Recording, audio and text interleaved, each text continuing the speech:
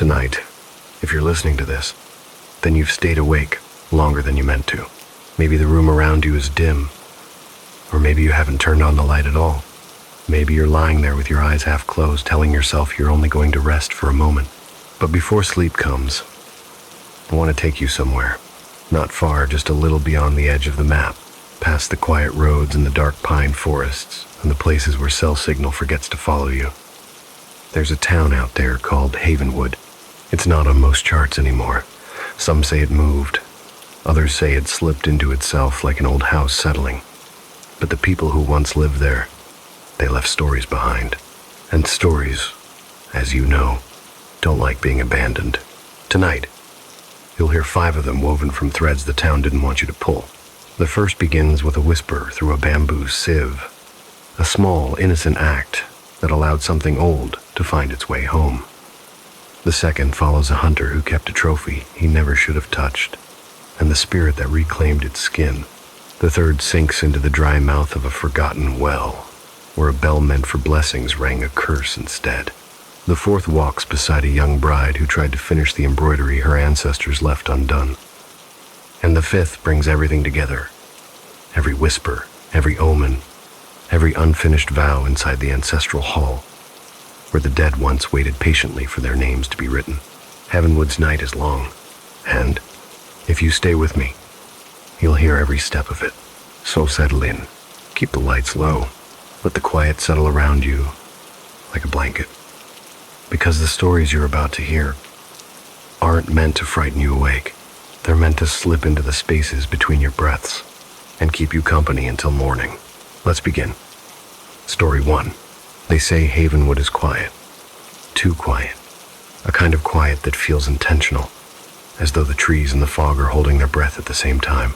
But the first night Sarah stepped into that old house, the night she heard the wooden beams groan like something waking up, she understood the quiet wasn't natural. It was listening. Sarah arrived in Havenwood with rain still clinging to her hair, thin, cold strands of it running over her jacket, the way dew slips down a dying leaf. The moving truck had long since disappeared down the country road, swallowed by that evergreen tunnel that made it look like she was living at the bottom of an old well.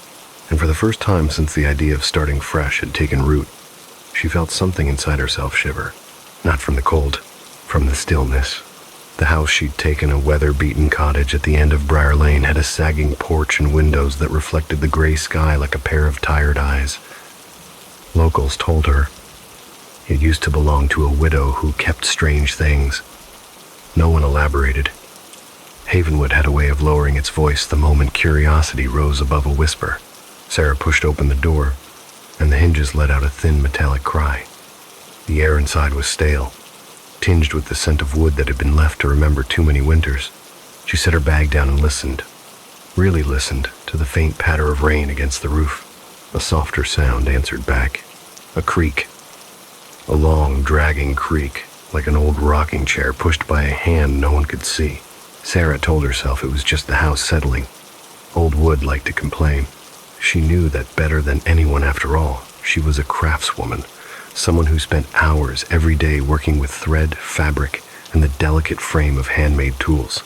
Just the house breathing, she whispered, though her voice sounded thin, as if it too was being absorbed by the walls. She explored for a while, small kitchen, 2 bedrooms, a living room with a stone hearth that smelled faintly of ash, even though it hadn't been used in years. But it was the staircase leading up to the attic that tugged at her attention like a persistent finger around her wrist. The door at the top had been left ajar. No breeze had pushed it. She checked there were no open windows, but it remained open all the same, a dark slit of a doorway waiting for her. Her feet moved, before her thoughts caught up. Old steps moaned beneath her weight. The closer she got, the stronger the smell of dust became. Not ordinary dust, something older, something like forgotten grain and dried earth. Sarah nudged the door fully open. The attic stretched out before her in the dim afternoon light. Wooden beams loomed overhead like ribs.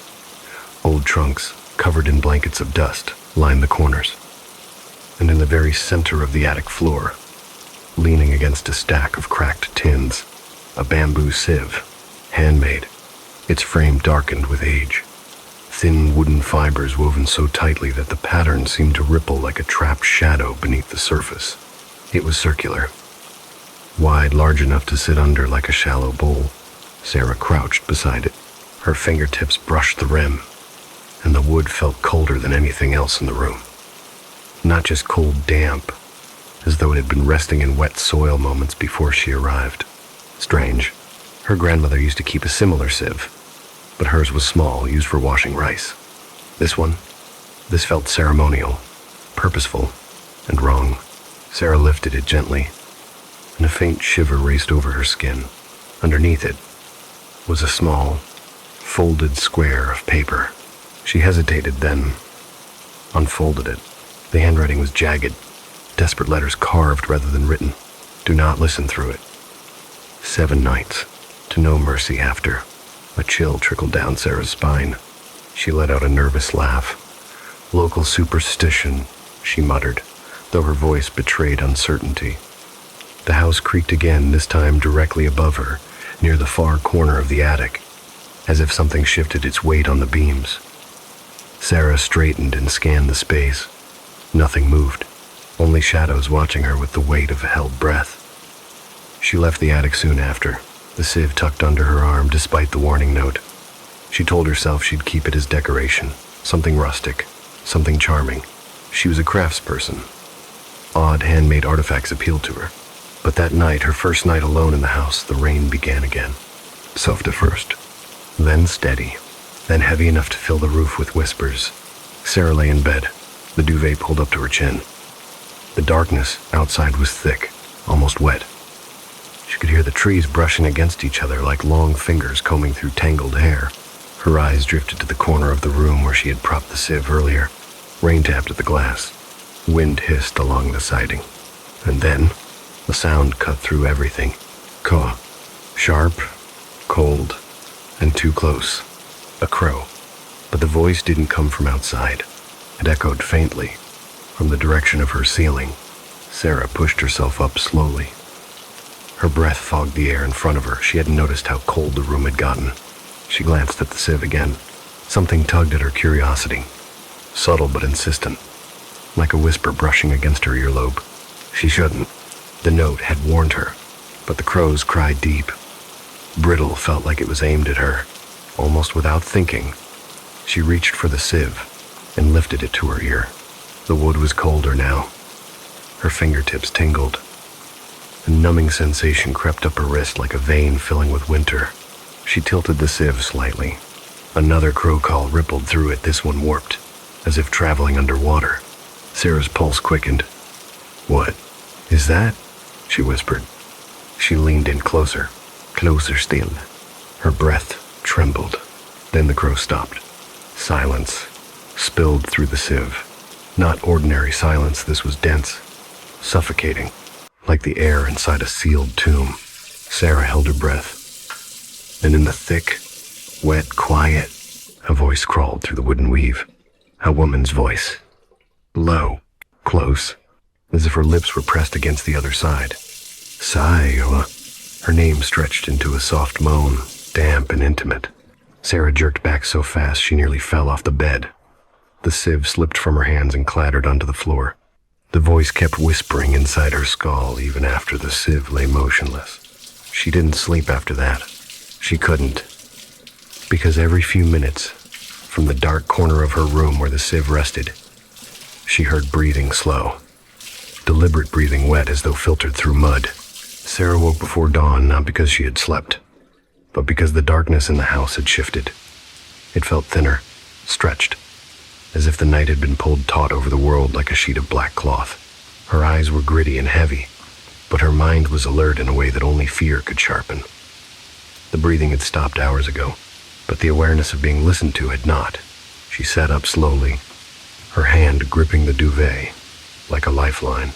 The sieve lay on the floor where she dropped it the night before, its round silhouette appearing almost human in the dim light, shoulders hunched, head bowed. Just wood, she whispered to herself. Just old wood. The moment the words left her mouth, she realized she was lying. The house felt wrong now, the air thicker. The silence, expectant. Sarah stood, her legs unsteady. The floorboards were cold beneath her feet, colder than they should have been, as if something beneath the house had exhaled frost through the wood overnight. She skirted wide around the sieve, refusing even to glance at it directly. It was absurd, but the thought of looking at it too long made her stomach twist. In the kitchen, she filled the kettle. The metal clanged sharply, echoing through the empty house like a bell struck underwater. Sarah flinched. Every sound seemed wrong now, as though something was sharing the silence with her. Using it as camouflage, she waited for the kettle to boil. Instead of the familiar rumble, a different vibration began, soft at first, then deepening, humming through the counter like an animal growling beneath the floorboards. She yanked the kettle off the stove before it could reach full boil. Her breath hitched. "Get a grip," she muttered, voice cracking, but something in her gut whispered, "You didn't hear wrong." It changed because it was listening. She set the kettle aside, arms trembling. She couldn't stay here. Not without clearing her head. Outside, Havenwood was drowning in fog. It clung to the branches with a heavy, wet stillness. The woods surrounding her cottage loomed darker than they had the day before, as if the forest had grown during the night, branches longer, shadows deeper. Sarah locked the door behind her, though she had no idea what she believed she was keeping inside or out. Havenwood's general store sat at the edge of town, the kind of place where every aisle smelled faintly of cedar and cold coffee. Behind the counter stood an older woman with heavy silver hair braided down her back, her eyes sharp despite the lines around them. A name tag read, Marla. Marla watched Sarah enter, really watched her, and Sarah felt the scrutiny tighten around her like a net. "You're the new girl on Briar Lane," Marla said. It wasn't a question. "Yeah, Sarah." She forced a smile, still settling in. Marla nodded slowly, her gaze flicking across Sarah's face. "You look tired," Sarah swallowed. "Didn't sleep much." That was an understatement. Marla's hands stilled on the counter. "Nightmares?" Sarah hesitated. "No, just noises. The house is old." Marla's expression didn't change, but her shoulders stiffened, almost imperceptibly. Sarah inhaled and forced herself to ask it. "Do you know anything about an old bamboo sieve? Found it in the attic." Silence. Not the social kind. This one was heavy, deliberate. Marla's jaw tightened. "You touched it?" Sarah nodded. "Listen through it?" Marla's voice dropped to a strained whisper. The question hit like a hand closing around Sarah's throat. Sarah faltered. "I heard a crow. I thought maybe it was just... You shouldn't have put your ear to it." Marla's voice cracked like kicking gravel. "Not that thing. Not ever." Sarah's skin prickled. "Why? What is it?" Marla looked toward the fogged windows, as if making sure no one else was near. "That sieve belonged to the Crow widow." Sarah blinked. "Who?" But Marla continued, as if she hadn't heard. "She was a weaver who lived in your house long before Havenwood even had a name. They said she could hear the voices of those who died on the land, said she could spin their last whispers into the threads of cloth." Sarah felt a hollow tightening in her chest. "Ghost stories," she tried to say lightly. Marla didn't smile. "No, girl. They found her after 7 days, bent over that same sieve, mouth full of dirt, hands torn bloody from clawing at the wood." Sarah went cold. Marla leaned in closer. "And whatever she brought through that thing never left the house." The air between them thickened.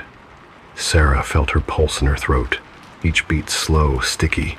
"Marla," her voice was small. "I heard something last night." The older woman flinched, eyes darkening. "Don't tell me what it said. It's worse once spoken aloud." Can I get rid of it?" Sarah whispered. "No," a single, hard syllable. "Once you've listened, it follows. You opened a path." Sarah felt her knees weaken. "How long ago did you listen?" Marla asked. Sarah whispered. "Last night." Marla exhaled sharply, as though relieved. "Then you have 6 nights left." The air seemed to collapse around Sarah. thin, sharp, suffocating. Marla moved quickly, grabbing something from beneath the counter. A worn pendant, shaped from iron, its edges not smooth but jagged, as though hacked into shape with force rather than crafted. "Keep this on you," she said. "Iron interrupts the echo.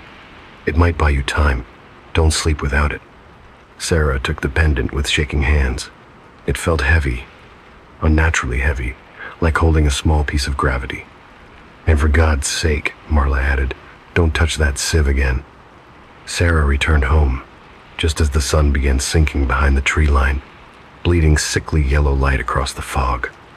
Havenwood dimmed early as if night preferred this place, clinging to it like a lover. Inside the cottage, the air was still cold, still listening. Her heart lurched when she saw the sieve. It wasn't where she'd left it. Last night she'd dropped it beside the bed. Now it leaned against the living room wall, as neatly positioned as if placed by human hands. "No," she whispered. "No, I didn't." She backed away. Every instinct screamed that she should run. But where would she go? The iron pendant throbbed faintly in her palm like a tiny heartbeat. She clutched it hard enough to leave marks across her skin. "Leave me alone," she told the empty room, though a heavy dread twisted inside her because she knew the house wasn't empty. She made dinner but barely tasted it. Every small sound set her nerves alight. The tick of cooling pipes, the wind brushing the shutters, even her own breath too loud in her ears.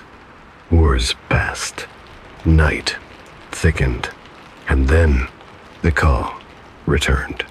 Soft at first, then sharper, then layered, like more than one bird, or something imitating birdsong with an imperfect mouth.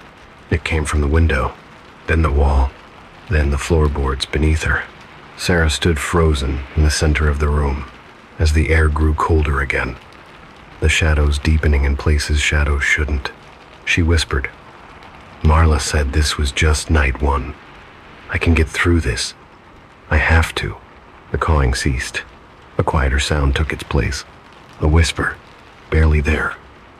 A thin thread of sound sliding beneath the floor, rising through the walls, weaving itself around the beams overhead. "Sarah." A soft, wet exhale. Close. Too close. Sarah clapped her hands over her ears, but the voice slid between her fingers like cold breath. "Stop," she begged. "Please." For a moment, silence.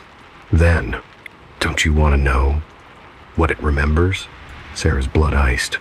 The floor creaked behind her, slow, purposeful. She refused to turn around, her whole body trembling. Something wet touched the back of her ankle.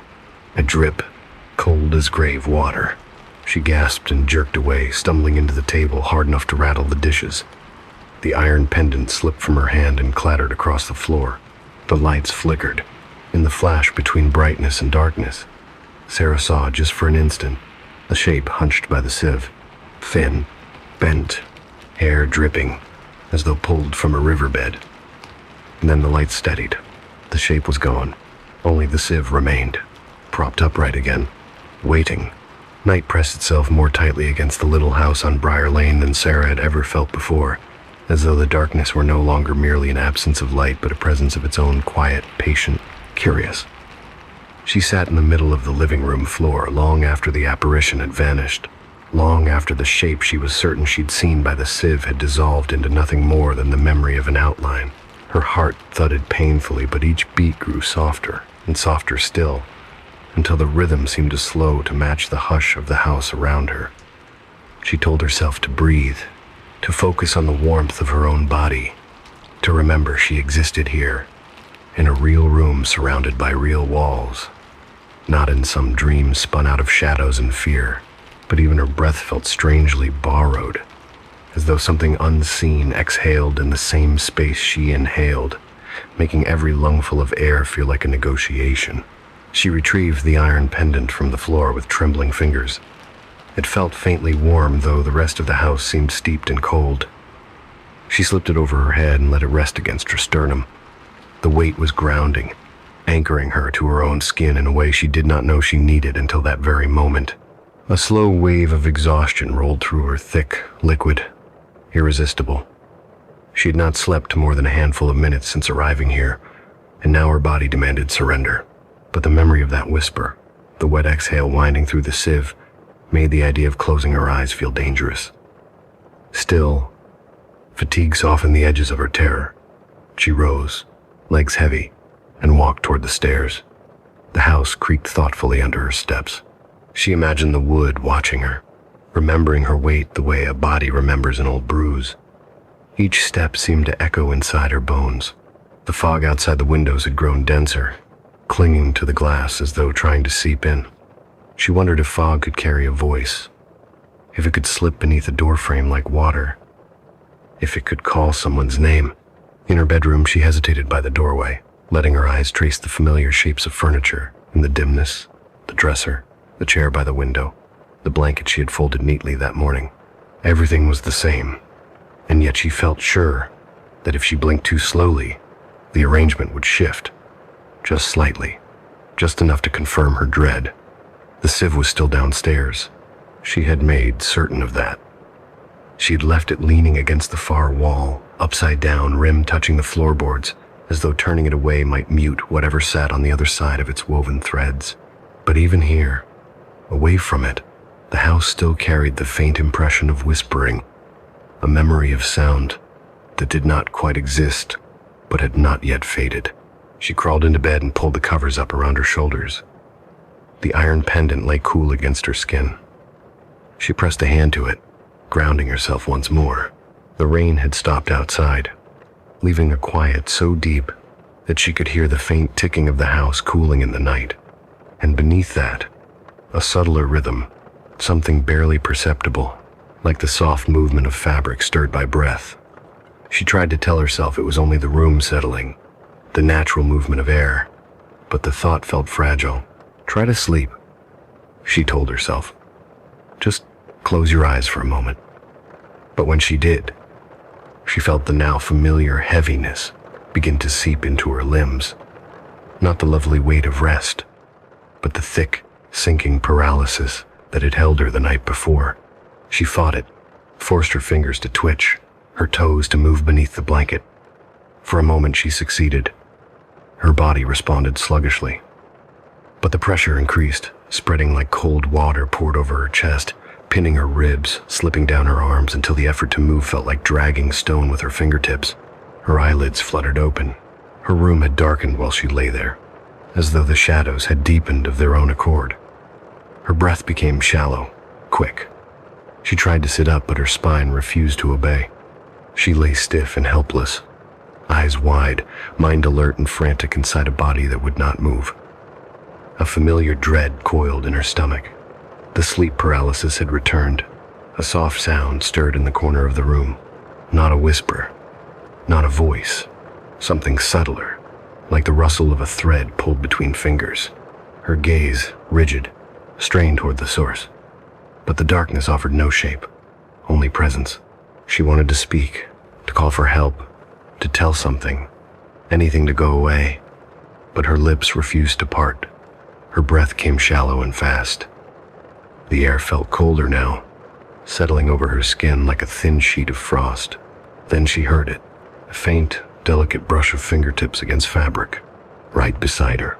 Not on the bed near the floor, close to where the blanket dipped toward the wooden boards. The touch moved slowly, deliberately, like someone tracing the hem of her sheets with careful curiosity. Too light to be an animal, too purposeful to be the house. The sound traveled up the side of the bed, a gentle scrape like knuckles brushing the weave of cloth. When the touch reached the edge of the mattress, Sarah felt something cold trail along her calf. The sensation was damp, like being touched by fingers wet with night air. She wanted to scream, to kick, to sit up, but her body refused every command. Her heart pounded in her chest, a frantic drum against the silence. The bed shifted slightly. Just the faintest dip, as though the weight of a hand rested near her ankles. Then another dip, closer to her knees. Something was climbing onto the bed, slowly, gradually, as if savoring the movement. Sarah's breath stuttered. Her vision blurred with tears she could not blink away. The iron pendant pressed against her sternum seemed to vibrate faintly, as though reacting to the presence now creeping toward her. The blanket tightened around her legs, not by movement but by weight, a cold, sinking weight that pressed the quilt closer to her skin. She felt a tug at the sheets, gentle at first, like a curious child testing the fabric. Then a second tug, firmer. The blanket shifted down by an inch. She tried to hold it with her hands, but they lay frozen beside her. Another breath brushed her knee. Warm and cold at once, as though the air passing over her skin came from a mouth that had not breathed in years. Then came the whisper, not from the sieve, not from across the room, right beside her ear. "Do you wonder?" It breathed, each word damp, intimate. "What the threads remember?" The paralysis broke with a violent jolt. Sarah gasped, choked, threw herself upright with such force that the blanket slid off her entirely. She scrambled to the far edge of the bed, chest heaving, sweat cold on her skin. The room remained still. The shadows held their positions. The air carried no movement, no voice. She grabbed the pendant with both hands, clutching it as though she could wring warmth from the iron. Her breath shook, uneven and terrified. She scanned the room for any sign of movement, but nothing was out of place. Nothing except the blanket, now half hanging off the bed where she knew she had not kicked it. Minutes passed, maybe longer. Only when her breathing steadied did she notice something on the wall opposite her bed. A pattern, small at first, hardly visible in the dim glow of moonlight leaking through the window. But as she stared, the shape sharpened, resolving into a faint stitching traced across the plaster. It was made of something dark, darker than dust. Thin lines running in looping arcs like threads woven by an invisible hand. She stood, legs trembling, moved closer. The pattern formed an image, a figure bending over a circular object. A woman, hair hanging like dripping threads. Her fingers hovered inches from the wall. The image twisted subtly, as if shifting beneath the surface. Sarah's breath hitched. The stitched woman slowly raised her head. It was only a trick of the shadows. It had to be. But in the second before she turned away, Sarah saw the stitched mouth curve into a wet, knowing smile. And beneath the pattern, carved into the plaster as though with a fingernail, lay one new line. 6 nights remain. Sarah hardly remembered slipping back into bed that night. Exhaustion had come not as a gentle tide, but as a heavy flood that pulled her down until her limbs no longer obeyed her thoughts. The iron pendant rested against her skin like a small heartbeat, steady and cold, yet she sensed it was the only thing keeping her tethered to herself as the hours crept toward dawn. The stitched figure on the wall had faded in the dimness, not gone entirely, but softened into the plaster as if settling in to wait. When she finally drifted into sleep, it was not restful. It felt like sinking into a swamp of old memories, none belonging to her. She dreamed of threads, long, dark strands stretching across her vision, threads that pulsed gently like veins filled with slow-moving river water. They brushed her cheeks, wound themselves around her wrists, and whispered with silk-soft voices that she could not fully understand, voices shaped like sighs caught between reeds on a fog-soaked lake. She tried to push them away, but the more she struggled, the more they wrapped themselves around her, spinning her gently as though weaving her into something. No, someone long forgotten. She woke with a strangled gasp, the morning light weak and gray through the window, the room cold enough for her breath to cloud the air. Her body ached with a strange fatigue, not unlike the soreness of someone who had spent hours hunched over work, threading needles, pulling looms, weaving cloth until the fingers bled. She sat up slowly, and the blanket slipped from her shoulders, a faint shiver running down her spine as she noticed a thin, dark fiber clinging to her sleeve. It was not hair, not thread from any garment she owned. It was brittle and damp, like a strand pulled from something that had been buried for too long. She flicked it away, heart tightening with dread, and forced herself to rise. The house felt different in daylight, not safer, but revealed as if it had shed its night skin only to show her the places where darkness truly lived. When she walked down the stairs, she hesitated at the bottom step. The sieve was no longer where she had left it. It sat upright again, centered in the living room floor, perfectly aligned with the boards, as though placed with careful intention. The sight of it made her throat tighten, and she backed away until her shoulder blades met the wall. Her breath trembled. She whispered, more to herself than anything else, "I didn't touch it. I didn't." The house answered, with silence, thick, heavy, listening.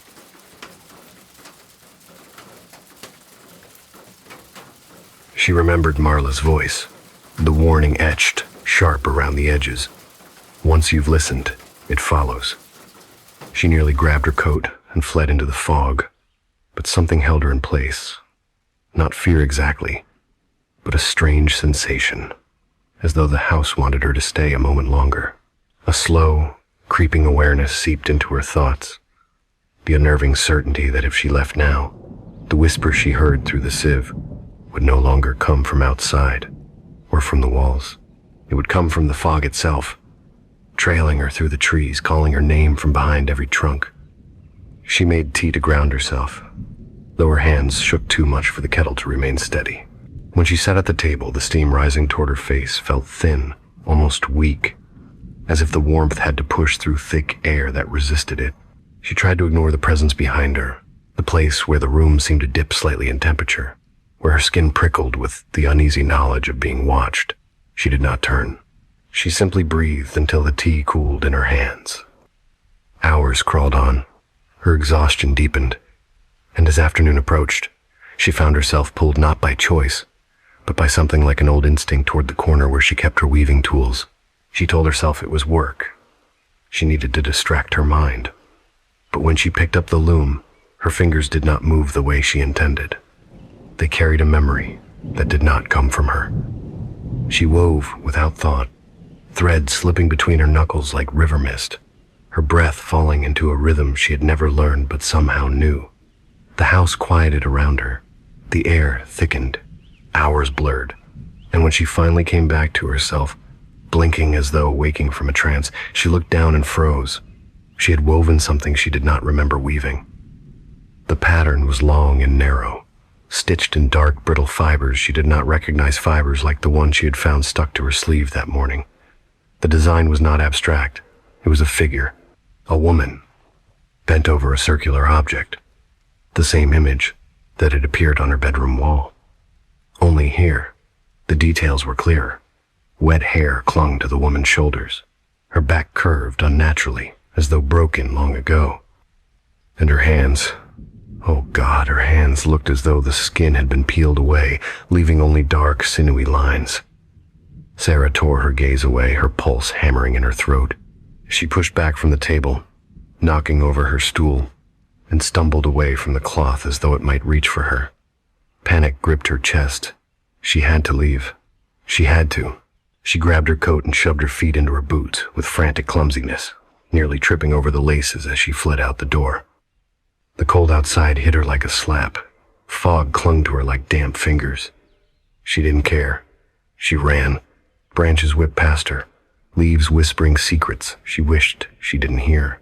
She didn't stop until the general store emerged from the haze. Marla saw her the moment she burst through the door, eyes wild, face pale. "It's starting," Marla murmured, voice low, steadying Sarah by the shoulders. "Tell me what you saw." Sarah told her about the sleep paralysis, about the voice at her ear, about the weight on the bed, and finally hesitantly about the weaving she couldn't remember creating. As she described it, Marla's expression shifted from concern to dread. She stepped back, whispering something under her breath that Sarah couldn't quite catch. "The Crow Widow doesn't just follow those who listen," Marla said at last. "She teaches them, thread by thread." Sarah shook her head violently. "I didn't want any of this. I didn't ask for it. Nobody ever does," Marla replied quietly. "But the echo doesn't care what you want. It only cares that you open the path." Sarah felt sick. "What does it want from me?" Marla hesitated, hands tightening around the counter until her knuckles whitened. "It wants to finish what it started when it was alive. It wants someone to become its voice, its hands, its memory. It wants a new weaver." The words hit Sarah like a cold, dark wave. She nearly collapsed. Marla caught her. Listen to me. You have 4 nights left. Don't sleep without iron. Don't listen through that thing again. Don't let the threads touch you. Sarah's breath shuddered. I don't know if I can make it. You must, Marla whispered. Because if you don't, you won't just die in that house. You'll stay, and you'll be the one whispering through the sieve the next time someone else breaks the taboo. Sarah went cold all over. The fog outside pressed its face against the glass, smearing pale shapes like hands searching for a way inside. A thought settled into her mind, heavy, inevitable, suffocating. She would not make it 4 more nights. She could barely survive the first 3. She walked back home at dusk, not because she wanted to, but because the fog seemed to hurt her back, guiding her along the path like a shepherd guiding a trembling lamb. When she stepped inside, the air greeted her with the thick, sweet scent of damp earth. The house had been waiting. The sieve sat in the center of the living room floor, and beside it, as though placed there gently, patiently, like a gift she would one day accept, lay a single long dark strand of woven thread, curled in a shape eerily similar to a beckoning finger. The house sighed. The darkness deepened. And for the first time, Sarah felt certain the whispers were no longer coming from the sieve at all. They were coming from her. Sarah stood in the doorway of her cottage for a long, breathless moment, feeling the fog curl around her ankles like something alive, as though it were ushering her back inside the way an insistent hand might guide a lost child into a dimly lit room. She stared at the single strand of woven thread lying beside the sieve, dark as wet earth, curved in a way that felt disturbingly deliberate, and she felt something in her chest loosen, a thin thread snapping somewhere deep inside where fear had been stretched too tight. She wanted to scream, to run, to claw her way out of Havenwood entirely, but the exhaustion weighed her down in a slow, numbing wave, as though her bones themselves had begun to soften under the steady pressure of unseen hands. As she stepped inside, the door closed behind her without a sound. The click of the latch was final, quiet, the kind of sound that felt like a sigh. The house exhaled. Sarah took a shaky breath, tasting the faint, metallic tang of cold air that had seeped into the room. The fog outside pressed against the windows, smearing itself across the glass like pale skin. The darkness inside seemed softer now, almost tender, as if welcoming her back after a long wandering. She bent down and picked up the strand of thread. The fiber clung to her fingertips like it wanted to merge with her skin. It was colder than she expected, and damp, as though it had been pulled from deep underground. Her pulse hammered against her thumb where it brushed the thread, and she felt a shudder, not fear exactly, but something quieter, more dangerous. Familiarity. She didn't remember weaving it. Yet the tension, the fibers, the knots, they felt like her own work, her own pattern, her own hands. She stumbled backward until her legs found the edge of the armchair. She sank into it heavily, the house shifting around her with slow, deep creaks like old ribs expanding with breath. Her heart beat strangely slower, heavier, as though her chest was being lined with something thick and dark. The iron pendant throbbed faintly against her sternum, but even its protective weight felt muted, as if the house was seeping through its shield with quiet persistence. She whispered, voice trembling, "I won't let this happen. I won't." But her voice sounded thin, swallowed by the room before it fully formed.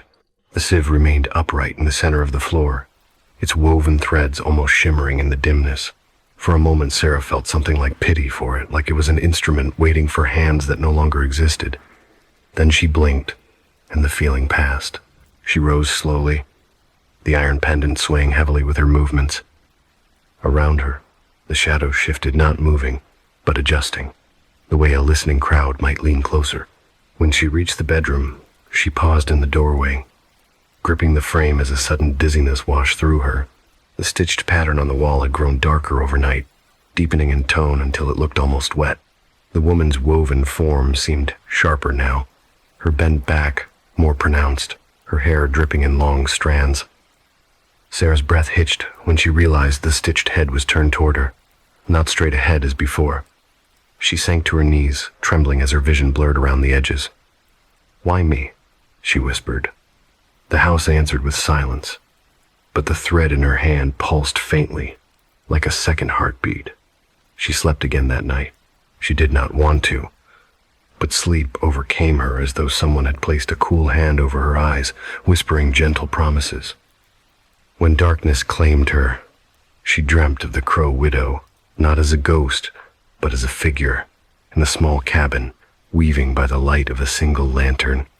Her movements were slow, deliberate, tired. Each pull of the thread seemed to drag the weight of something unseen into the cloth.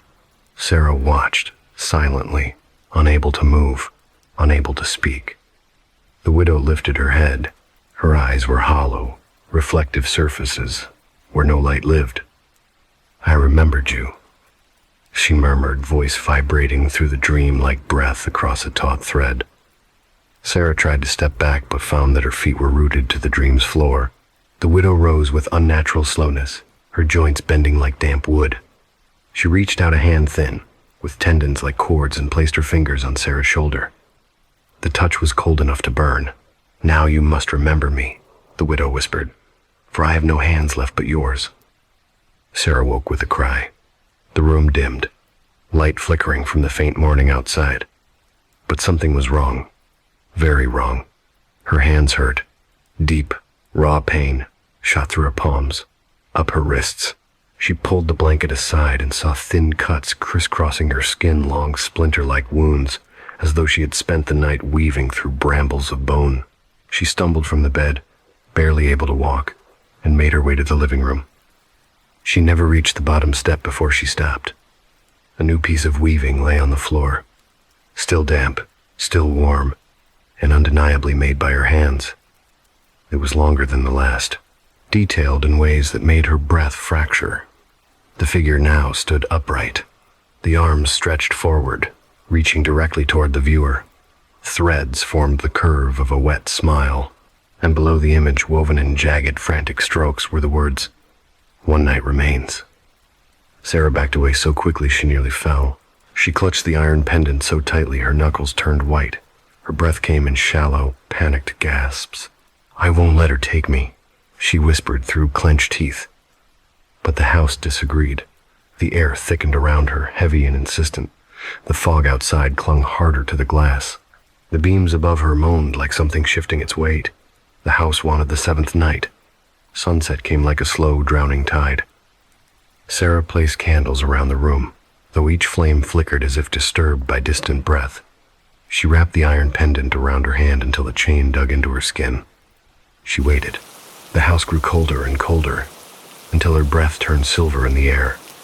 Then the sieve began to hum, softly at first, a faint vibration like a plucked thread in the darkness. Sarah pressed herself against the far wall, eyes wide, every muscle quivering. The hum deepened, thickened, became a low moan, then a breath, then a whisper. "Sarah!" She shook her head violently. "No, no, I'm not listening." The whisper deepened. "The last thread is yours to weave." A cold wind seemed to sweep through the room, though every window was shut. Candles guttered violently. The iron pendant heated suddenly, searing her skin. Sarah cried out, clutching her hand to her chest. The sieve tilted on its edge, slowly, deliberately, and then it rolled toward her. Not fast, not violently, just enough to let her know that there was no space left to run. She pressed her back to the wall, breath hitching in shallow stutters. "I won't," she whispered. "I won't weave it." The sieve stopped at her feet. Silence stretched. Then, from inside the woven threads, something reached out. Not a hand, not something alive. A piece of thread, long, dark dripping, slid from the sieve like a tongue tasting the air. It brushed her ankle. She screamed. Darkness swallowed the room. She never remembered collapsing. She never remembered the hours that followed. But when the sun rose, faint and pale like a frightened child, Havenwood was silent. Marla found the door ajar. The candles melted, the walls colder than stone, and in the center of the room, sitting upright beside the sieve, her head bowed over her own hands. Sarah sat completely still. Her fingers were dark, stained, wrapped tightly around a completed tapestry. Marla stepped closer until she saw it. The seventh weaving. A figure. A woman. Bent over a sieve. But it wasn't the Crow Widow anymore. It was Sarah, and woven beneath the image with threads still wet. A new voice waits. Marla backed away, her breath shaking. She did not touch Sarah's shoulder. She did not check for warmth. She simply closed the door behind her and whispered the old Havenwood prayer meant for those who had been claimed by things that should not remember their own names. Later that afternoon, when the fog rolled away, the house at the end of Briar Lane sat quiet once more, and in the attic, where dust settled and light barely touched the far corner, the sieve rested peacefully, dry, still, waiting, because in Havenwood, the threads always listen, and the echo always, eventually, finds someone new to call. Story 2. They say Havenwood doesn't mind a little blood on its soil. Old forests never do, but it remembers the kind that isn't owed, the kind taken with arrogance instead of necessity, the kind that stains deeper than red. Jake Rowan didn't believe any of that. He was the kind of man who thought fear was just a story told to keep weaker souls in line. But the night he dragged the black bear's carcass out of the Everidge woods, the night the wind stilled long enough for the forest to listen, he crossed a boundary he didn't know existed. And the woods have a way of reminding those who forget.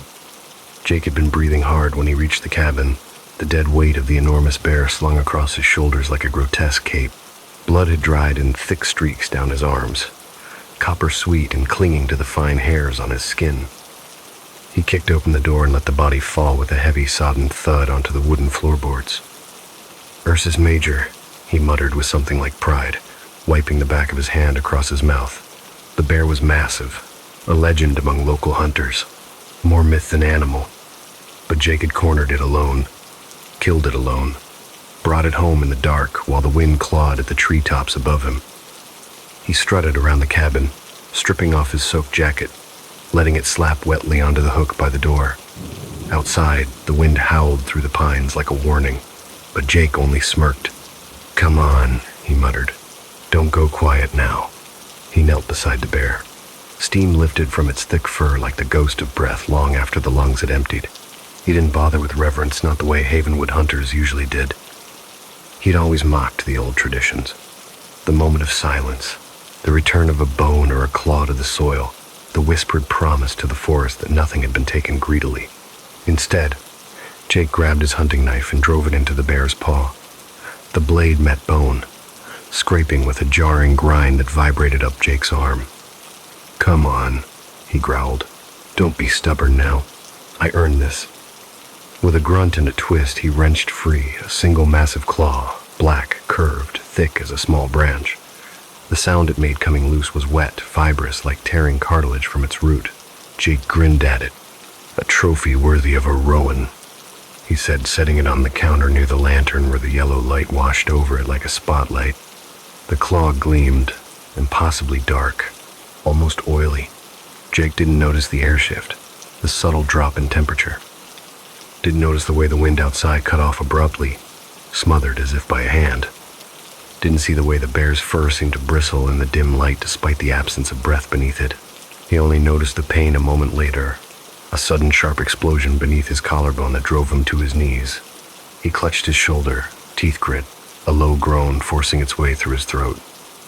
When he finally managed to pull his shirt aside, he saw it, a gash across his shoulder, deeper than he remembered, as if the bear's dying swipe had opened again.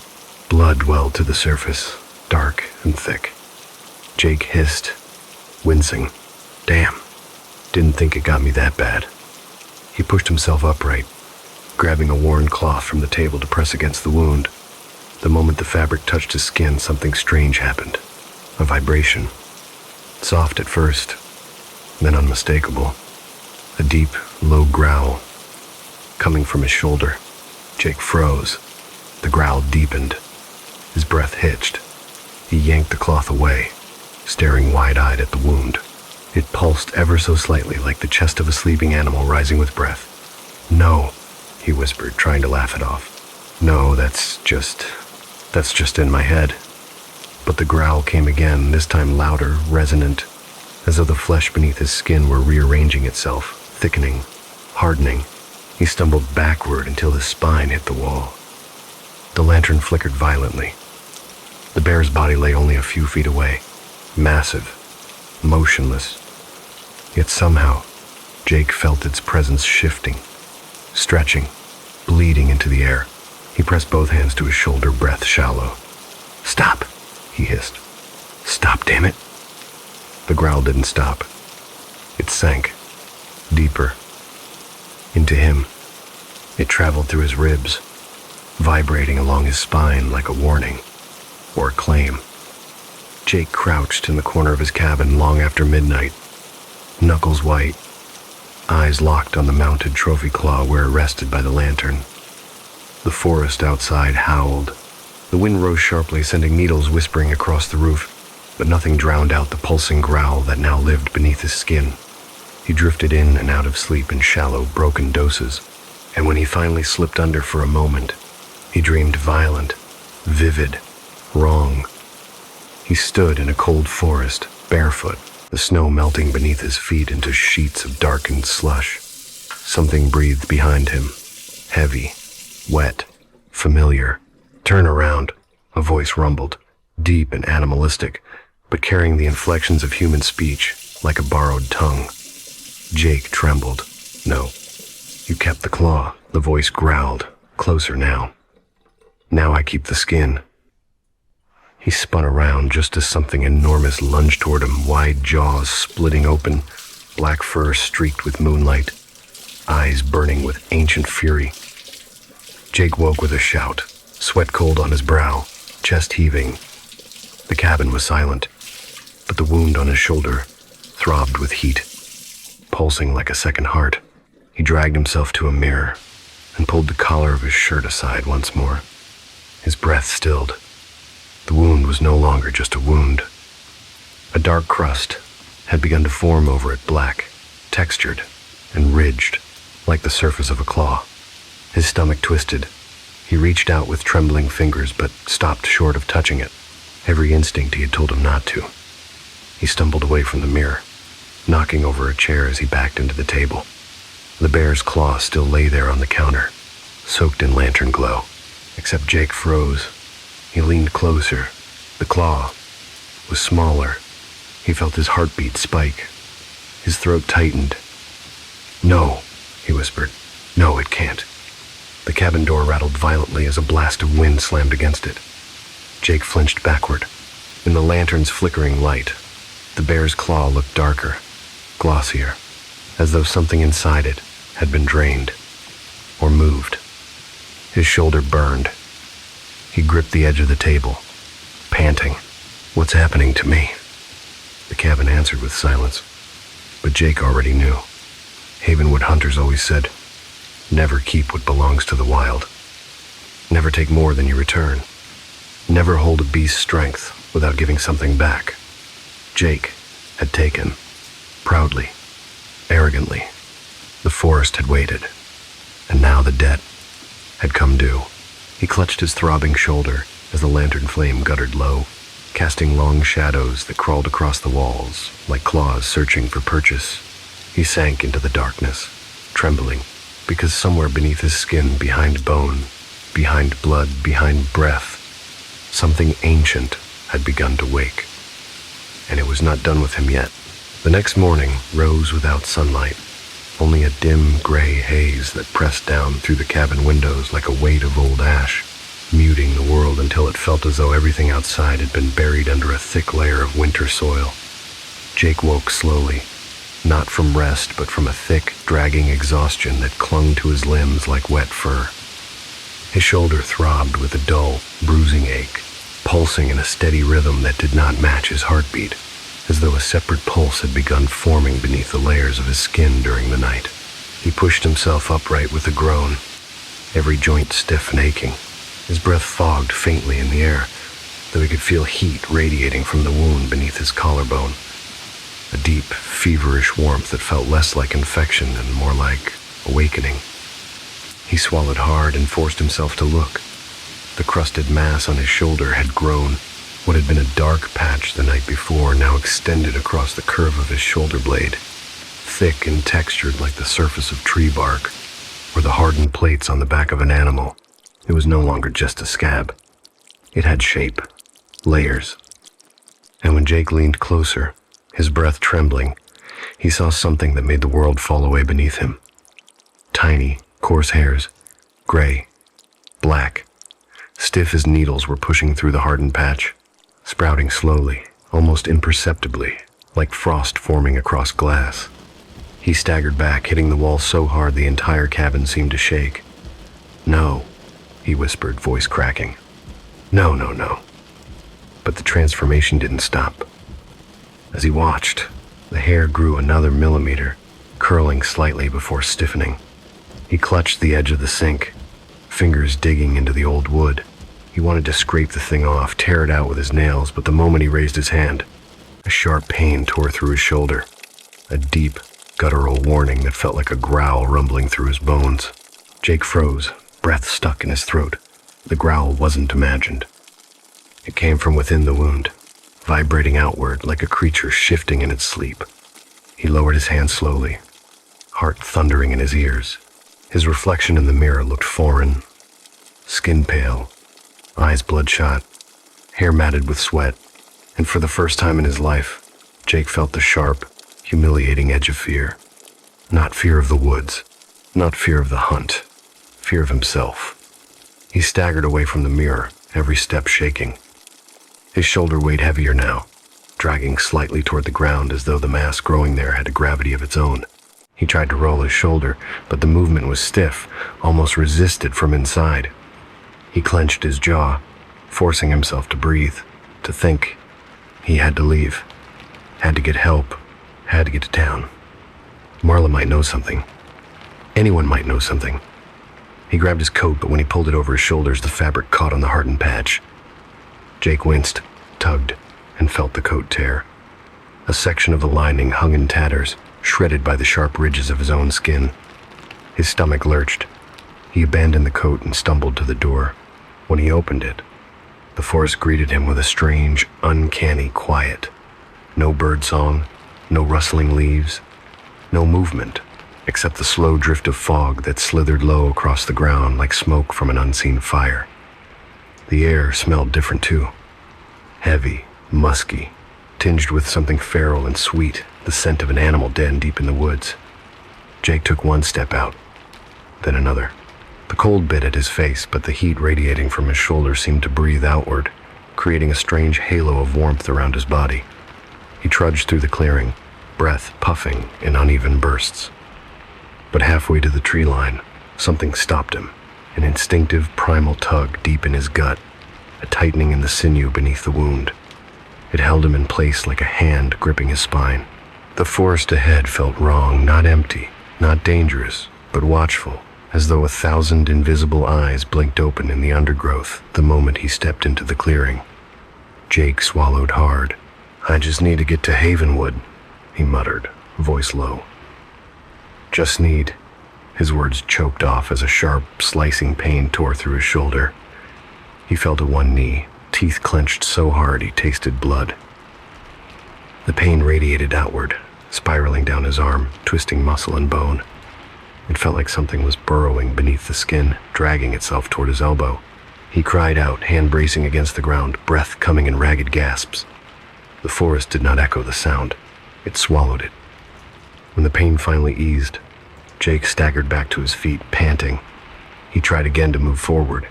Another pain, sharper than the first, shot through him. It was a warning. This time, he listened. His legs trembled as he forced himself to stand still. There was only one direction his body allowed him to move. Back. To the cabin. To the claw. To the place where the debt had begun. Jake stumbled backward, step by step, until his heels touched the porch. The moment he crossed the threshold, the pain dulled, settling into a deep, throbbing ache. His shoulder felt hot again, pulsing in time with the quiet, rhythmic creaks of the cabin settling in the cold. He shut the door behind him, leaning his forehead against the wood. For the first time in his life, the cabin felt like a trap rather than a refuge. The mounted trophy claw still lay on the counter, motionless. Yet every time Jake looked at it, he felt a faint tremor ripple through the wound in his shoulder, a recognition, as though the claw were breathing with him. He sank into the nearest chair, exhaustion crushing him in a heavy wave. He could feel the beast, no, the presence moving just beneath the surface of his flesh, stretching slowly, deliberately, like an animal waking after a long sleep. His spine ached. His jaw tingled. His nails felt sore, too tight in their beds. He didn't know how long he sat there. Hours blurred, bleeding into each other like streaks of dusk and dawn merging in a forest that had forgotten the rules of time. Eventually, sleep claimed him with the force of a collapsing wall. He slumped forward, arms hanging loosely at his sides, breath shallow but steady. And this time, the dream came instantly. He was running, bare feet pounding through the underbrush, dirt and pine needles cutting into his soles. His breath came heavy, guttural, tinged with a metallic taste of blood. The forest rushed past him in a blur of trees and shadow, and he could hear something moving with him, no, inside him, pushing him faster, urging him deeper into the dark. "Let me in," a voice growled from just behind his ear, though no one was there. "You stole my claw.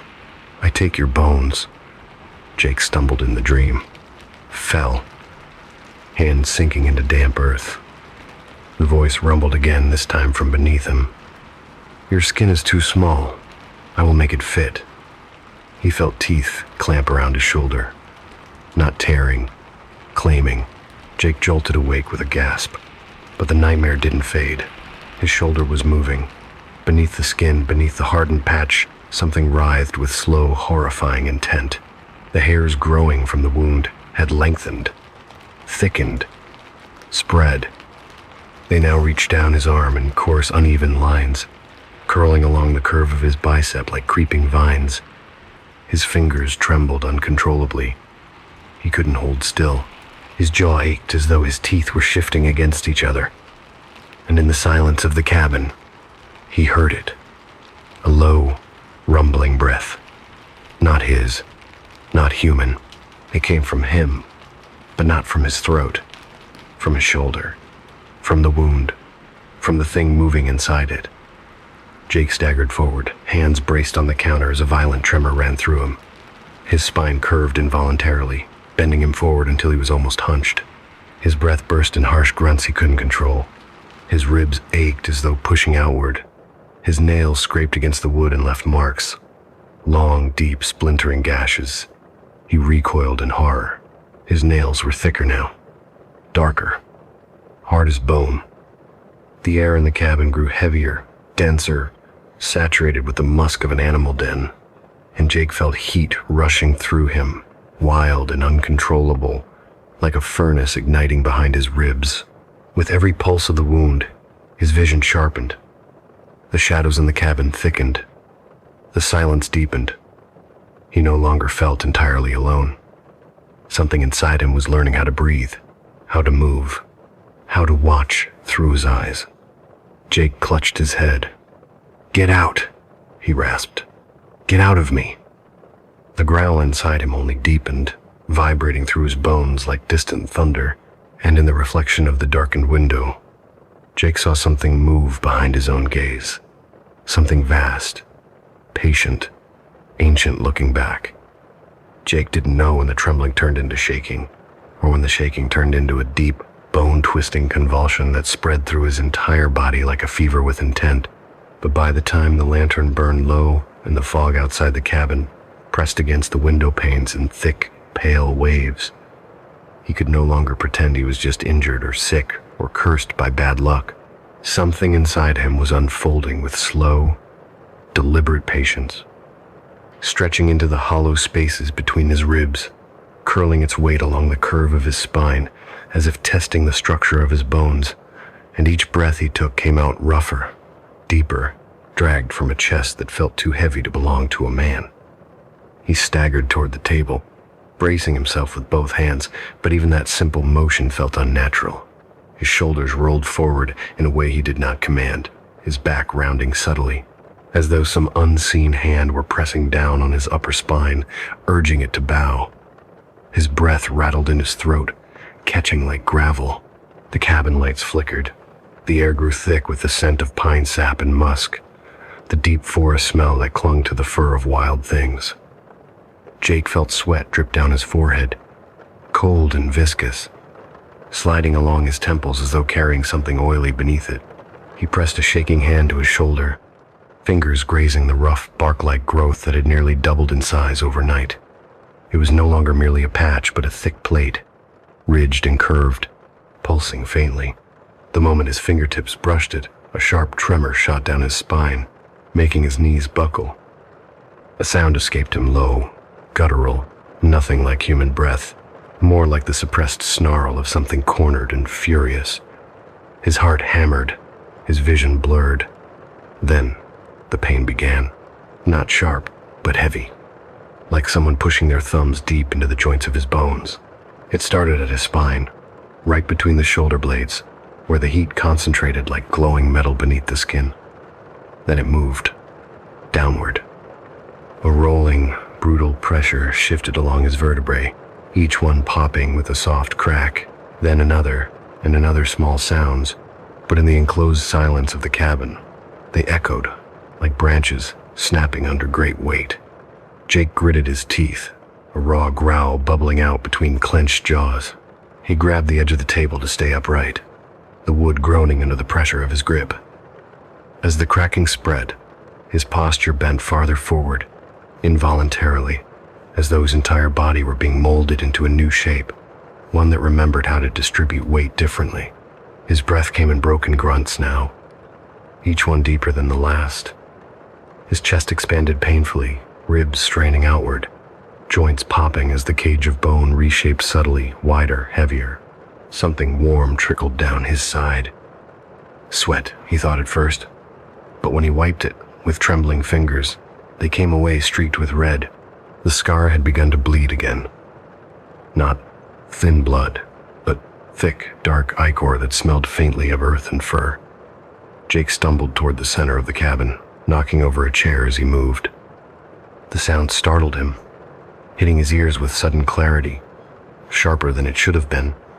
He could hear the chair's wooden legs splintering where they struck the floor, could hear the faint flutter of dust motes drifting in the disturbed air, could hear the wind outside shifting through the trees like a slow, distant breath. His hearing was changing, heightening, becoming something keen, something feral. Panic clawed up his throat. "Stop," he rasped, voice thick, barely recognizable. "Get out." But the words lacked force, drowned beneath the low rumble that rose from deep inside him, vibrating through his ribs before he even realized he had made the sound. His hands throbbed, fingers spasmed, nails dug into his palms. A sharp, tearing sensation ripped through the tips of his fingers as the nails thickened, hardened, curved, tiny fractures of pain blossoming beneath each nail bed until he felt them pushing outward. He lifted one hand, horrified, and stared as the nails lengthened beyond their human shape, darkening into keratin-like slivers, sharp enough to leave faint scratches on the air as he moved. He tried to flex his fingers, but they didn't move the way they used to. The joints felt heavier, thicker, as though new weights had been added to each tendon. Another wave of pain hit then, this time in his jaw. A crack echoed through his skull as something shifted behind his teeth. He choked, clutching at his jawline as his molars pressed painfully against one another, edges grinding, reshaping, growing thicker. His gums throbbed with pressure. His breath deepened again, coming out in harsh, guttural bursts. He sank to his knees, the floor trembling under the new weight of him. A heat spread down his spine, gathering at the base, and his back arched involuntarily, pulling his shoulders forward until he instinctively dropped one hand to the floor for balance. His palm hit the wood with a dull thud, not flat, not human, something closer to a padded strike than bare skin. His breathing turned into a steady rhythm, inhale sharp, exhale low, not controlled by his conscious mind. His vision dimmed around the edges, then sharpened again until the lines of the cabin walls stood out in uncanny detail. He could see every crack in the wood, every knot in the grain, every fleck of dust on the floor. His sense of smell flared, filling his head with the musk of the cabin pine oil, old leather, cold ash in the stove, and beneath it, beneath everything, the faint metallic tang of blood. His blood, and something else. Something older. Something that smelled of fur thick with rain, of warm breath rising in winter nights, of the deep earth beneath ancient roots. The scent called to something in him, something he had not known was sleeping. Something that now stretched its limbs beneath his skin, reclaiming space inside his bones. Jake's throat tightened. He let out another sound, without meaning to half grunt, half growl, echoing through the small room with a chilling resonance. His spine hunched further, shoulders rolled forward, muscles bunched along his back, twitching beneath skin that shifted with new tension lines. He dragged in another breath and froze, as a sudden jolt shot through his legs like electricity, but raw. His thighs trembled, his calves tightened. Tendons stretched painfully as his knees bent, lowering him more toward the floor. His balance shifted instinctively to the balls of his feet. His posture was changing, becoming quadrupedal. The realization hit him with icy clarity. No, he rasped. Not this. But there was no stopping gravity once it began its descent.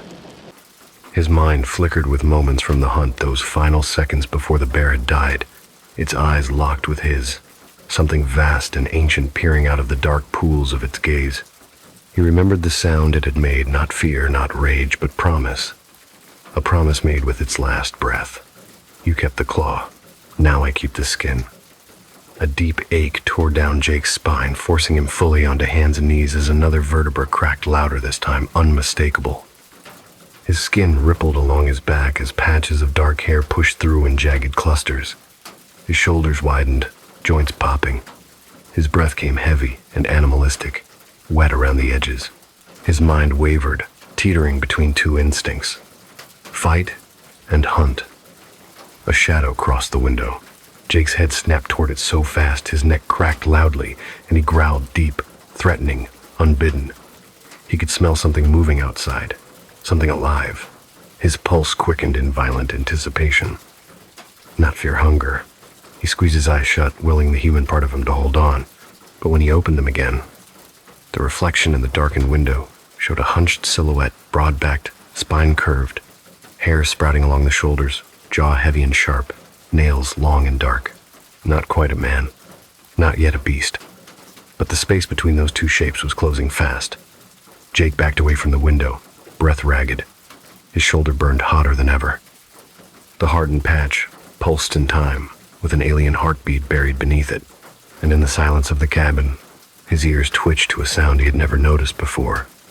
The faint rhythmic scraping of claws against wood. His claws, moving without him, testing themselves. The beast was no longer dreaming beneath his skin. It was waking. And Jake felt his own mind being pushed toward the edges of himself like snow, being packed to the sides of a deepening track, leaving behind a hollow tunnel for something larger to step into. His spine cracked again, and this time, he didn't scream. He growled. Jake could no longer tell how long he had been on the cabin floor, crouched in that half-human, half-bestial posture, his hands splayed out before him like they were relearning the memory of weight, rediscovering the old primal geometry of a creature built for hunting. Time had softened into a slow, syrupy haze, thick with the smell of sweat and fur and cold air pushing through the cabin's warped wood. The lantern had burned itself low, the wick glowing faintly like an ember, struggling to remember its own flame. Jake's breathing had deepened, becoming a slow, heavy rhythm, inhale sharp, exhale rumbling that rattled the inside of his ribs. Every breath scraped against his chest like claws dragging beneath his sternum. His limbs trembled, not with panic now, but with something far more dangerous: anticipation. He could feel the beast inside him taking shape not just in his bones, but in the instincts that flickered through the edges of his mind like shadows pacing around the borders of a dying fire. Every sound seemed sharper. Every creak of the cabin, every shift of wind outside, every distant rustle of branches became a vivid, electric vibration along his nerves. And beneath it all, beneath everything, lay a scent he had not noticed before. Something subtle, something warm, something alive. Hunger stirred beneath his skin. Not hunger for food, this was deeper, older, a hunger tied to the laws of the woods, a hunger tied to the seal of taking and returning that hunters had once respected. Jake had broken the pact, and the forest had come to collect. He dragged himself upright slowly, his spine curving as though pulled by invisible hooks. The motion was clumsy, off balance, but steady. His body knew what it was becoming. His mind, now strained thin between man and beast, could only follow. He stumbled toward the door, each step heavier than the last, his shoulder brushing against the wall and leaving faint smears of dark ichor. The handle was cold under his fingers, but even his fingers felt less like fingers now, stiffer, thicker, wrapped in fur along the knuckles. He turned the knob with difficulty. The door swung open, letting a rush of winter air hit his face. The forest stood before him like an open maw. Dark trunks, pale fog, branches shifting as though whispering to one another about the trespass that would be corrected tonight. Jake stepped outside. The cold burned against the fever in his skin, making steam rise off his shoulders like breath from an enormous animal. The air carried scents, so many scents layered over one another in dizzying detail. Pine sap, damp leaves, a deer that had passed hours ago, a fox curled under a hollow log, water dripping from moss. But one scent stood out above all the others. A human, faint but distinct. The scent curled through Jake's mind like a ribbon of heat. His nails scraped the porch wood as he stepped off it, leaving deep gouges behind. He moved toward the trees, not walking, not running, something in between. Something that had rhythm, something that knew how to be silent. The fog parted around him as though pushed aside by a larger shape. His breath came fast, steaming in the cold air. His muscles burned with the strange, raw pleasure of motion. The forest welcomed him. Branches shifted, guiding him. Roots angled subtly beneath the soil, marking invisible paths. The Everidge woods had always been old. But tonight, they felt alive in a way Jake had never sensed before, breathing in long, deep sighs as he moved among them, their shadows bending in familiar arcs, as though remembering the gait of something they once feared, then revered. He paused at the edge of a clearing. The moon, thin and pale, hung above like a scar left on the sky. And there, on the far side of the clearing, stood the source of the scent. A woman. Slim, wrapped in a coat the color of autumn leaves, scanning the tree line with cautious eyes. Her breath made small clouds in the cold. She held a lantern. The light wavered, casting trembling shadows across her boots. Jake's pulse thundered, and his body moved before his thoughts could catch up. He stepped forward, silently, instinctively, his weight distributed across hands and feet like something made for stealth. But as he drew closer, something unexpected tugged at the human corner of his mind. He recognized her. Marla, the old herbalist, the woman who had warned him about the forest months ago, who had told him, almost begged him, not to take what belonged to the wild, not to hunt alone, not to take trophies. He remembered the kindness in her eyes, the warmth in her voice when she had given him herbal salves for free, just this once. And for a fleeting moment, the human part of Jake tried to stop, tried to speak, tried to step back. But the beast inside him growled not out of anger, but out of inevitability. A sound like cracking ice rippled through Jake's spine as he bent lower to the ground, fur bristling. His teeth pressed painfully against one another, sharpening with each trembling breath. He took another step forward. Marla stiffened. Not from seeing him, he was still hidden in the fog, but from sensing him. The way prey always senses a predator before it understands danger. "Jake," she whispered into the trees, her voice thin with dread. "Don't do this." The fog curled around her lantern, dimming the light. "You can fight it," she murmured, voice trembling. "You have to fight it," Jake tried. He truly tried. His human thoughts clawed for control, scraping desperately against the cage of instinct tightening around them. His fingers dug into the earth. His jaw clenched. His ribs expanded in a violent shudder. "Stop," he rasped, but the word emerged as a twisted growl, half-formed, half-stolen by the beast. Marla stepped back, lantern shaking. Jake, please. Her voice cracked on the last word, and something inside Jake broke, not into mercy but into certainty. The forest had chosen. The beast had chosen. The dead had chosen. Jake lunged forward, more from instinct than malice, but before he reached her, before the clearing shattered into violence, a sound split the air. A low, thunderous growl, far deeper than the one inside. Jake rolled through the trees, shaking bark loose from trunks, stirring leaves into frantic spirals.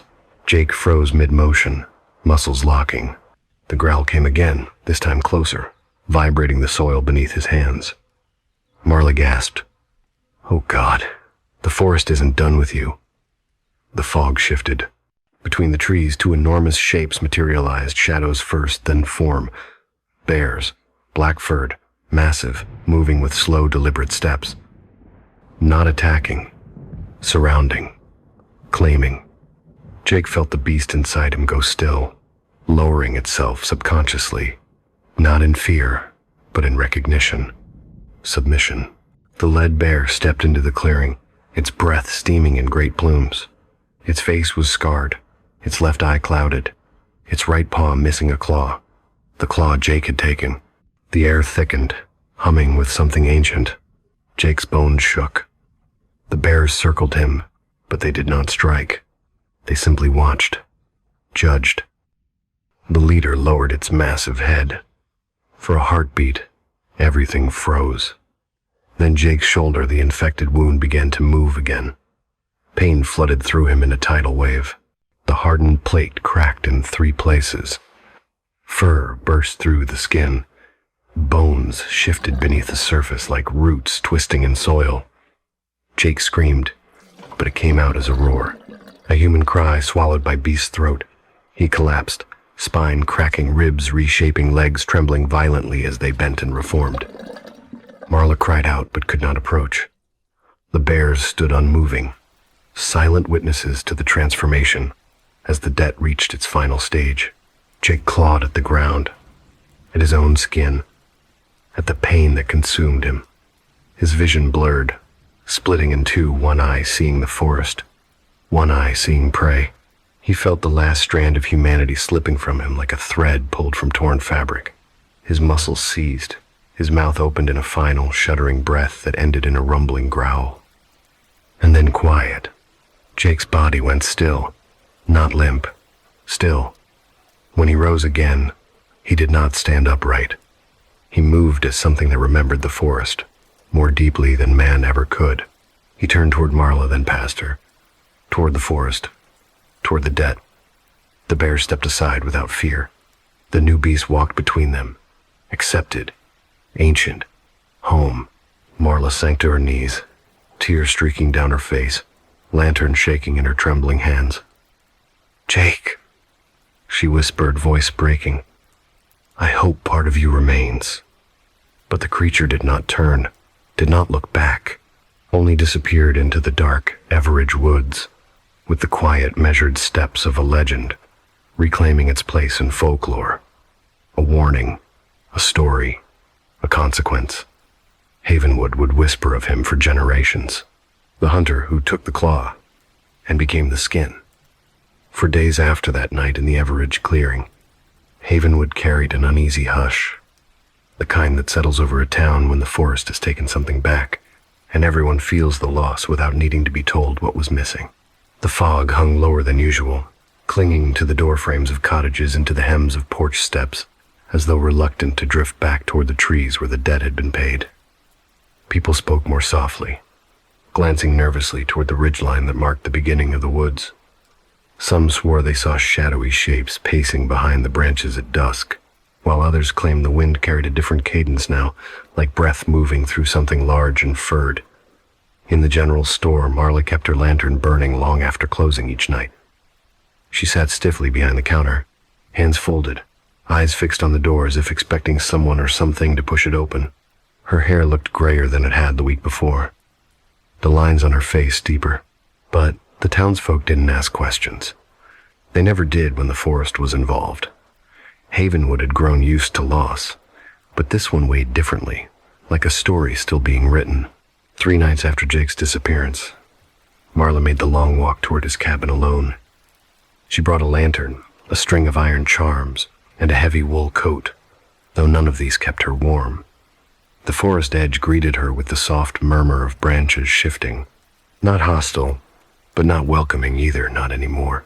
The path to the cabin was half hidden beneath fallen needles and damp leaves, and though she had walked this trail many times, tonight it seemed to bend subtly, guiding her with a silent hand.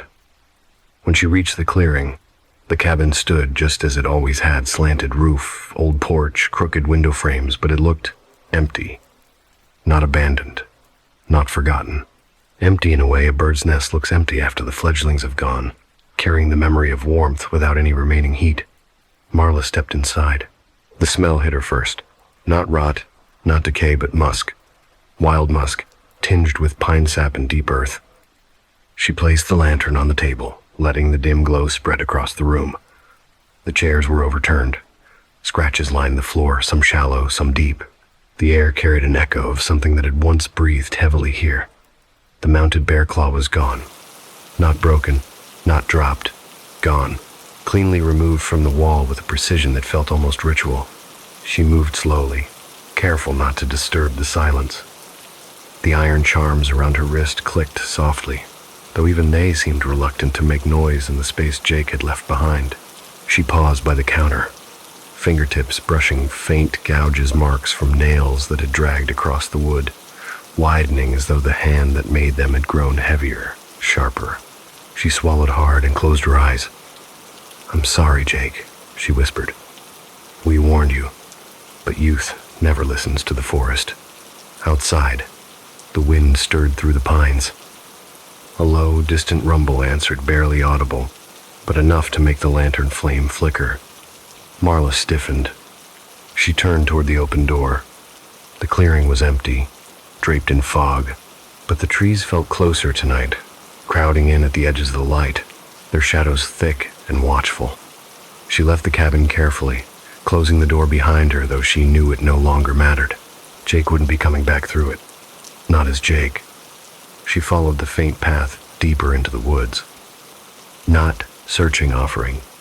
Havenwood had always taught that when the forest takes a life, the living must acknowledge the change, or the debt will grow restless. Marla reached a shallow ridge overlooking a ravine where the Everidge Creek cut a silver line through the dark. She stood still, lantern trembling in her grip. The forest pressed around her in a circle, silent, waiting. "Jake Rowan," she called softly. "If you can hear me, if any part of you remembers." Her breath caught on the cold air. "We are sorry for what you've become." The woods answered with a shifting wind, carrying the scent of wet fur and soil. Something moved at the far edge of the ravine, a shape emerging between the pines. Marla drew a sharp breath. The shape was enormous, hunched, its silhouette broad-shouldered and thick-furred. It stood on all fours for a moment, before rising partially, spine curving into a posture that hinted both at man and beast. The lantern flame trembled violently. She forced herself not to step back. The creature watched her, its posture calm, almost contemplative. Not hunting, not hiding, simply existing. Its breath steamed in slow clouds. Its claws reflected faint points of lantern light. And when the wind blew just right, Marla saw its face, eyes dark, glimmering with something neither human nor animal, something caught between memory and instinct. "Jake," she whispered again, barely audible. The creature did not move, but something flickered across its expression, a tightening of the jaw, a low rumble that sounded less like a growl and more like a sigh.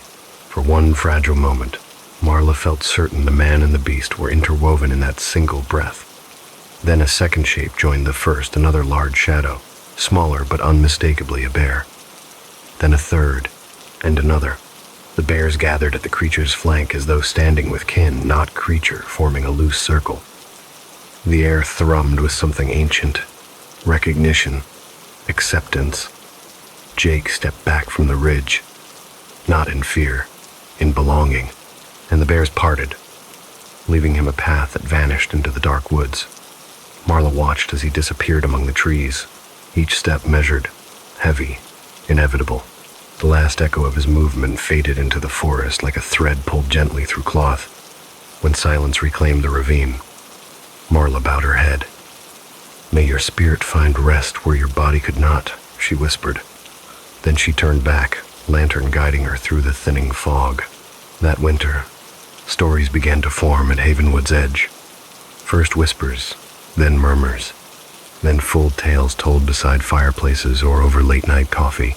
Hikers reported heavy footsteps circling their campsites at night, never close, never threatening, but deliberate, like someone patrolling.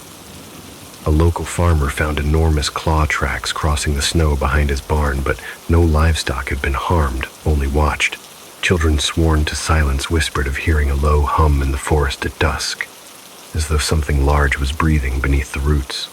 And every so often, a hunter, coming down from the ridges, claimed they saw two eyes watching from deep within the pines, eyes that did not glow with hunger, but with warning. The elders of Havenwood added a new rule to the old hunting traditions. Never take the claw of a creature who dies under moonlight. Return what belongs to the woods. The forest does not like to be robbed twice. On rare nights when the fog lay thick and the wind died completely, some swore they heard something brushing past their windows, a soft, heavy sound, like a large creature walking without hurry. And if they listened very carefully, just beneath that sound, they could hear a second rhythm, the echo of human footsteps, walking in time with the beast. No one spoke Jake Rowan's name aloud after that winter. The forest had claimed it. But Havenwood did what Havenwood always did, turned truth to tale to lesson, and lesson to silence. And somewhere deep in the Everridge woods, where the pines grew thicker and the underbrush mossed over fallen giants, a creature walked alone yet not alone, moving with the unmistakable heaviness of both bear and man. A creature who watched intruders with dark eyes full of memory. A creature who guarded the forest's unseen borders. A creature who once held a hunting knife and now held the forest's debt. In Havenwood they call him many things now. The Walker of the Ridge. The Keeper of the Skin. The Hunter returned to fur. But nearly everyone agrees on one thing. He still remembers enough to keep the balance. And sometimes, when the fog is thin and the night is forgiving, a low rumble drifts through the trees at the edge of town. Not cat a growl, not cat a man sigh, as though someone is still trying, in whatever way he can, to come home. Story 3. The first thing Gloria Miller noticed about the farmhouse was not the peeling paint or the slanted porch or the orchard that had gone wild from years of neglect, but the way the air seemed to pause whenever she stepped into the yard, as if the house were holding its breath. The second thing she noticed was the well. It sat behind the barn, half hidden by tall grass and a leaning apple tree, its stone rim broken in two places, the rope wheel long rusted and tilted like a crooked jaw. It wasn't the sight of it that made her uneasy, it was the silence around it. The wind touched the orchard, the barn roof, the fence posts, but not the well. The air hovered above it, still and taut, like a sheet stretched too thin. Gloria didn't mention it to her son or to Emily. They were too full of the brightness that comes with new beginnings, the kind of hope she remembered from her own early married years, the kind that makes you believe even stubborn ground can bloom if you love it enough. Emily ran her fingers over the cracked windowsills and laughed softly at the dust, already planning curtains, repainting, rearranging. Daniel talked about splitting wood, fixing the fence, turning the attic into a writing room. Neither of them could afford to see the shadows in the corners yet. They needed this move to mean something good. Gloria kept her unease to herself. She carried decades of Havenwood's quiet rules in her bones, rules she never asked for but had learned to respect. And one of those rules whispered in the back of her mind as she stood over the old well. Dry ground should stay dry. What once was buried should not be asked to rise. She stepped away from it, forcing her shoulders to relax. Maybe the silence meant nothing. Maybe she was projecting her worry about Emily's health, about the failed pregnancies, the medication bottles half filled and then abandoned, the way Emily's hand shook more often when she thought no one was looking. Maybe it was simply the weight of wanting something too much. But that night, long after Daniel and Emily had fallen asleep, Gloria lay awake listening to the house breathe soft creaks in the hallway, faint pops in the walls, the natural settling of wood, but beneath it all, she felt the pull of that silent well like a whisper brushing the back of her neck. She rose before dawn, unable to shake the feeling that something in the house was waiting for her to move first. She didn't turn on the lights. The moon was enough to guide her through the kitchen, the living room, past the stacked moving boxes that still held their old life inside cardboard walls. She stepped outside into the gray morning. Fog clung low to the orchard, making the apple trees look like figures, standing with their heads bowed. The grass was cold beneath her slippers, and the well, always the well, waited, its presence as heavy as a held breath. Gloria approached it slowly, rubbing her palms together for warmth. Though the chill she felt came from deeper than her skin, she knew what she wanted to do, though she wished she didn't. In her pocket was a small bronze bell she had taken from Emily's jewelry box the night before, a keepsake from Emily's late mother, a woman Gloria had never met but whose absence lived like a bruise in Emily's quiet moments. The bell was old, older than Emily had ever realized. Its surface was smooth except for a single worn character etched into the metal. Chum, to carry, to bear, to shoulder. Gloria had been raised with the old belief that certain objects could hold promises meant for the living and the dead, and though she knew Emily would never approve, she told herself this was an act of love, not superstition. She wanted her son to have a family. She wanted Emily to stop waking with tears she tried to hide in her pillow. She wanted something to shift, to loosen, to open. She wanted a child in the house, and wanting was dangerous. Just a blessing, she whispered to no one, just a way to help. She lifted the bell over the mouth of the well. The darkness below swallowed the shape of it instantly. She hesitated for one last breath, then let it fall.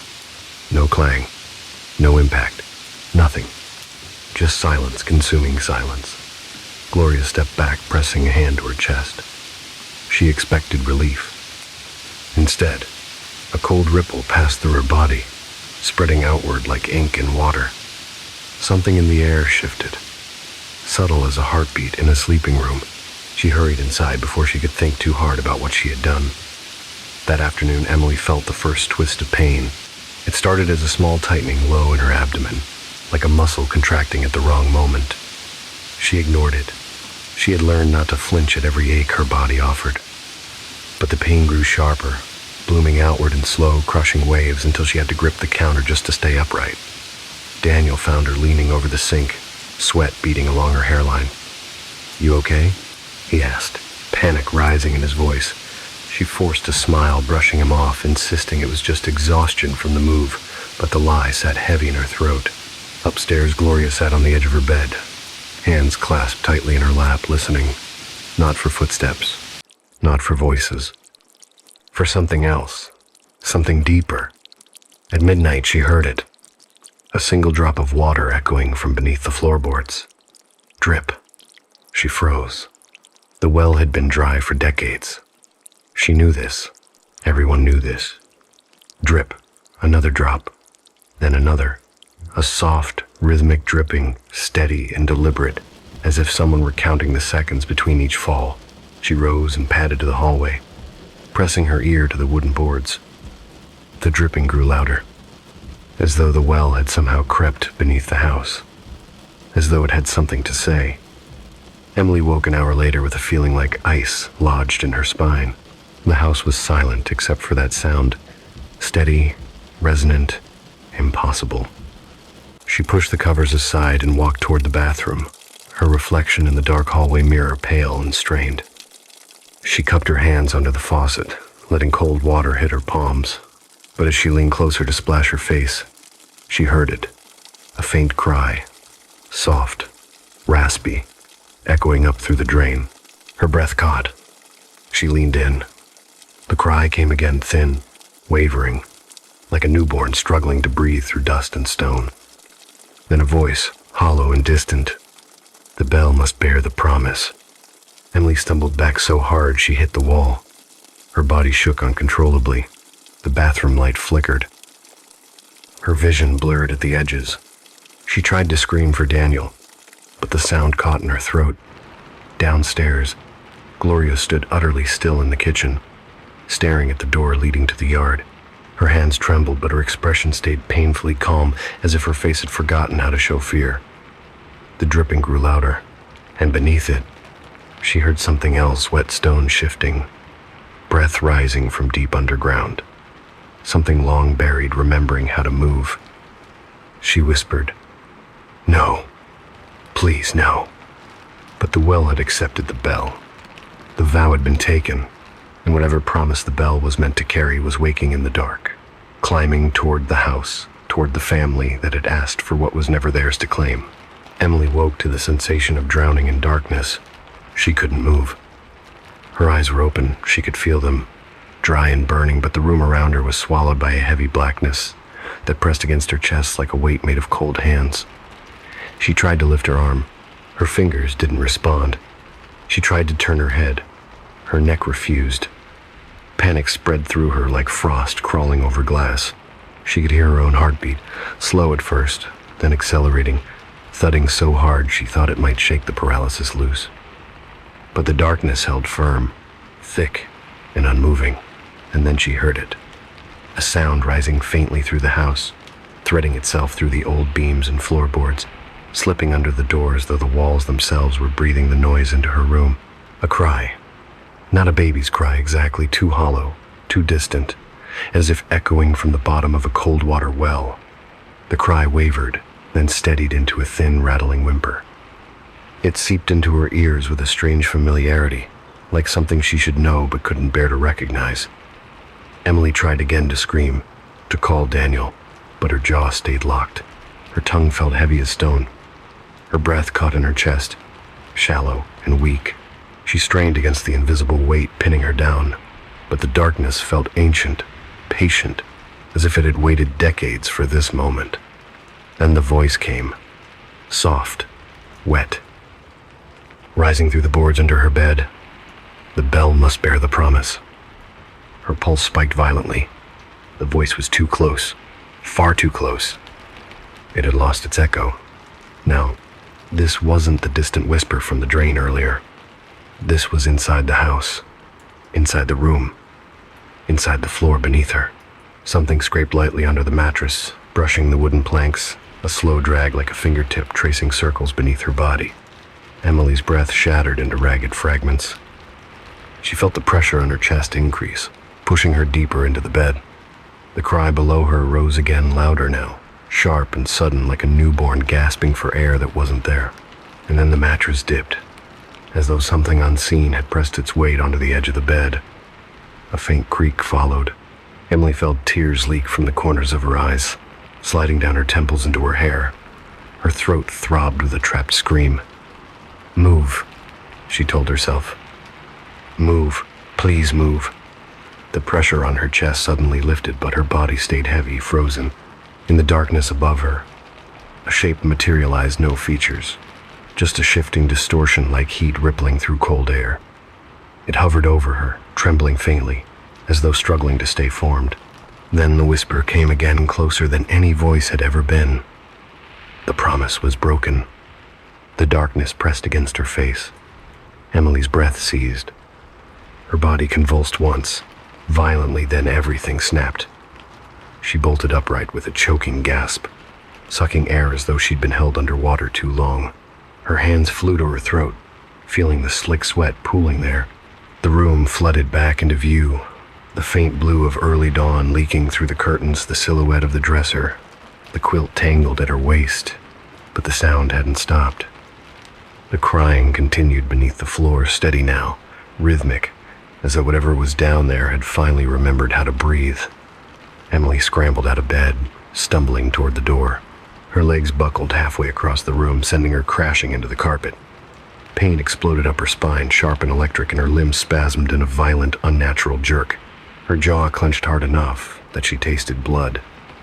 The spasm grew, spreading through her abdomen where the dull ache from earlier now throbbed like a tightening fist. "Daniel," she gasped, barely able to force the name out. The house didn't let her finish. Her body convulsed again, this time so hard her teeth clicked together. Her vision blurred as the room tilted sideways. She felt the floor drag against her knees and palms, her limbs trembling uncontrollably. She tried to breathe through it, but each inhale stuttered and broke apart. Then came the voice, this time rising through her own chest, vibrating her ribs before she even understood what was happening. Words spilled from her mouth without her consent.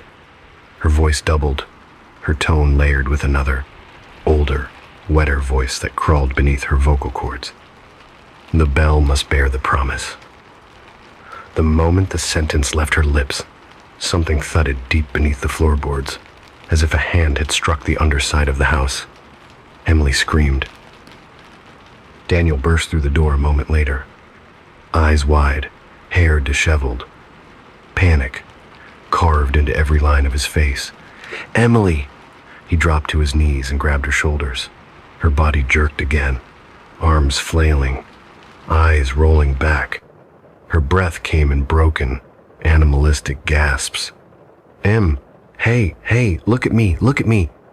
She tried so hard.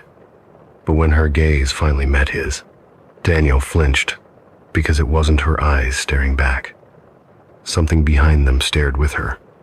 Something dark. Something tired. Something furious. "Carry it," Emily rasped. The words weren't hers.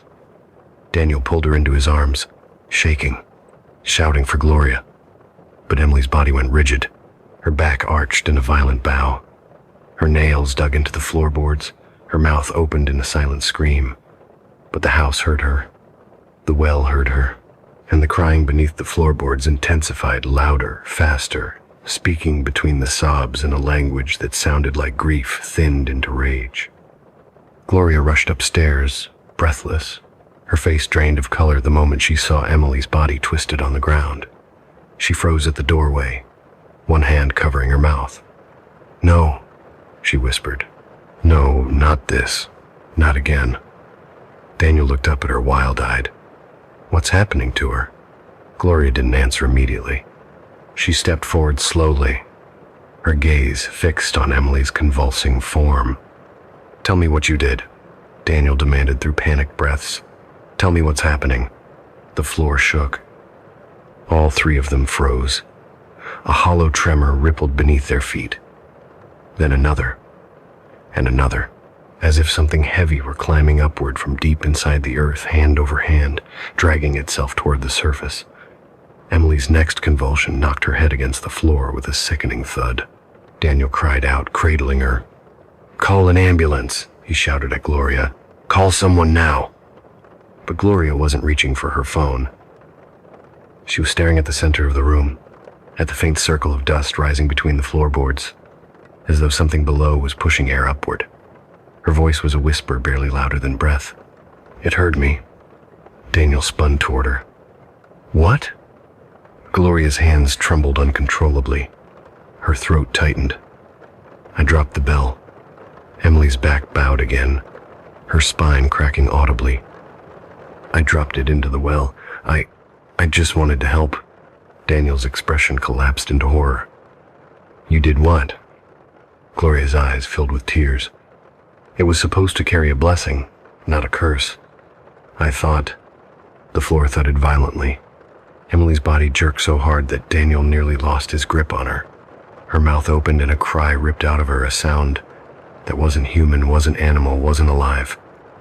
A cry layered with dust and stone and water dripping from impossible depths. Then her voice distorted. Trembling rose above it. The promise was broken. The lights flickered. The floorboards groaned.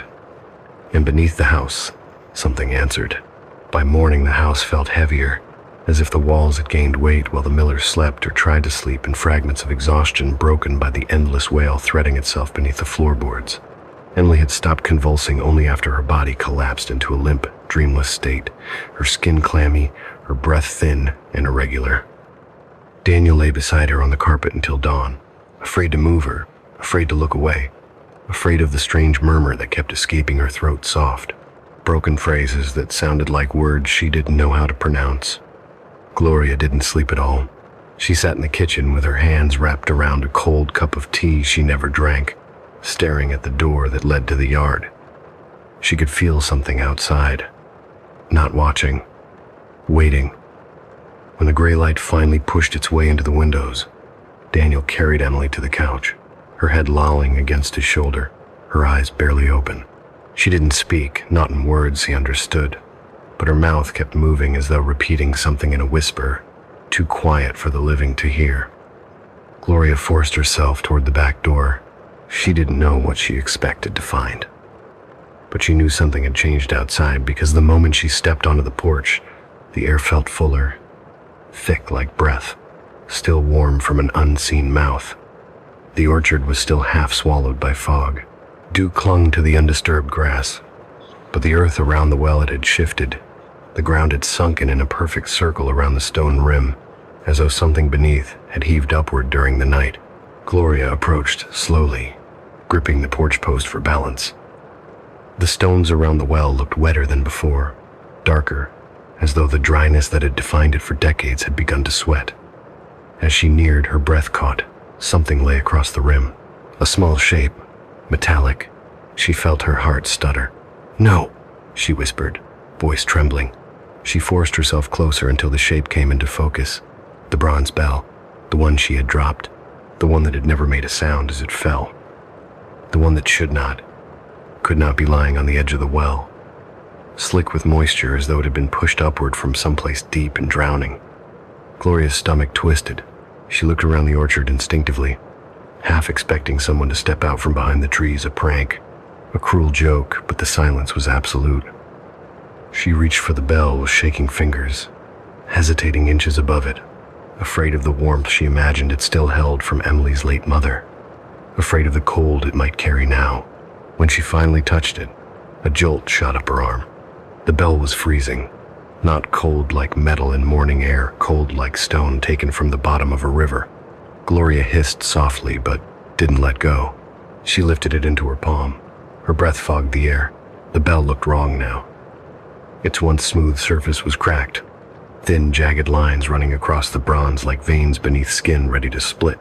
The metal had darkened in places, turning almost black, as though something corrosive had touched it. Her thumb brushed the old engraving. The character Chun, to carry, to bear, was no longer alone. A split had opened through the metal directly beneath it, and for the first time Gloria saw the shape hidden inside the fracture. A faint engraving that had not been there before. A single English word, carry, not carved, exposed, as though the bell had always concealed it under layers of metal waiting to crack. Gloria staggered backward, clutching the bell tightly despite the numbing cold. Her breath trembled out of her chest. No, no, please no. The bell pulsed faintly in her hand, a small vibration, like breath, as though something trapped inside had shifted. She nearly dropped it, but the vibration stopped. Silence returned, heavy, watching. She took the bell inside. The moment she crossed the threshold, Emily's body jerked on the couch. Not violently, just a twitch, as if her nerves recognized something that her consciousness could not. Daniel rushed to her side. "Em? Hey, can you hear me?" Emily's lips parted. A sound slipped out, thin, cracked, barely more than air. "Carrie." Daniel turned toward Gloria, confused and panicked. "What did she say?" "What, Mom? What is that?" Gloria held the bell close to her chest as if afraid it might leap from her hands. It came back up. Daniel's eyes widened. What does that even mean? Gloria couldn't answer. Not truthfully. Not in a way that wouldn't shatter him. Emily's eyelids fluttered. Her irises twitched beneath them as though she were watching something only she could see. Her hands clenched the blanket. Another whisper slipped out from her cracked lips. This time the voice sounded doubled, her tone layered with something older, heavier, as though two voices were trying to use the same throat. The promise. Daniel gripped her hands. "Emily, please wake up, please." She jerked again, this time harder, her knees drawing upward as though pulled by wires. Her spine arched for a moment, then dropped her back against the cushions. The couch groaned under her weight. A low moan escaped her long guttural, vibrating with something that should not have belonged to a human body. Gloria stepped forward. "Daniel, I need you to move back." He shook his head stubbornly. "No, I'm not leaving her." "You have to," Gloria insisted, voice strained. The bell was never meant for the living, and she touched it before. She held it when it still belonged to her mother. She has a connection. Emily's head snapped to the side. Her eyes shot open. The pupils were blown wide, so dark they swallowed the whites around them. "Carry her," she rasped, voice jagged, almost cutting. Daniel recoiled. "Emily?" She wasn't looking at him.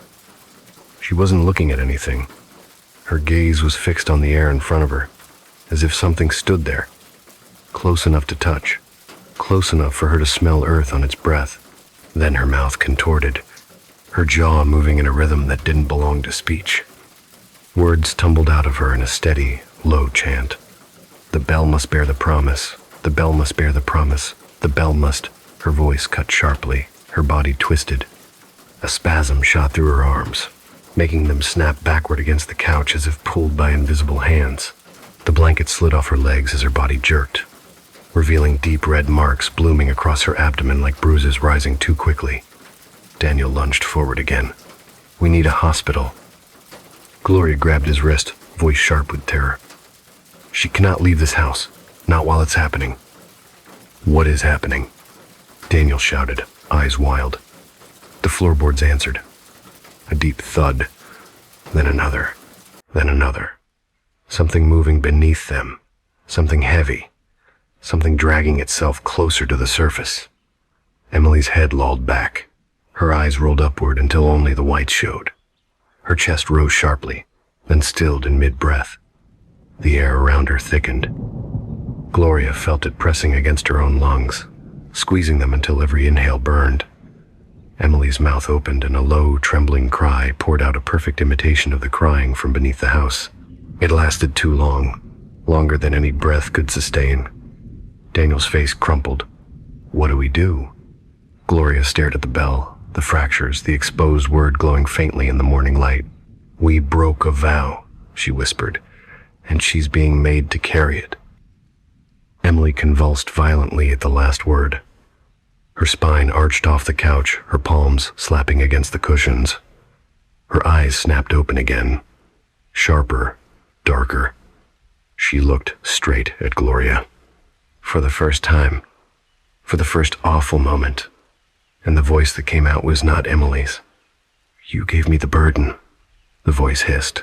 "Now she bears the weight." Gloria stumbled back, nearly dropping the bell. Emily's body jerked in a final spasm so forceful that Daniel screamed her name. Then she went completely still. Not peaceful, not unconscious, just still, as if listening to something only she could hear. Silence seeped into the room, thick, expectant. The bell and Gloria's hand vibrated again, just once, like a heartbeat. Emily's lips moved. One word fell out. Soft. Certain.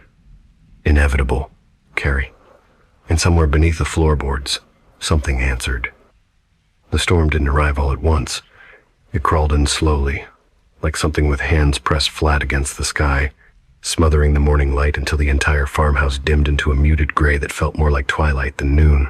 The air thickened with the metallic scent of charged clouds, the kind of atmosphere that makes skin prickle and hair lift along the arms, and Daniel kept glancing toward the windows as though expecting the glass to crack without warning. Thunder murmured low in the distance, a warning rather than a threat, yet somehow it matched the rhythm of the tremors beneath the floorboards, deep thuds spaced unevenly, like footsteps that didn't quite understand the human cadence of walking. Emily had barely moved for an hour.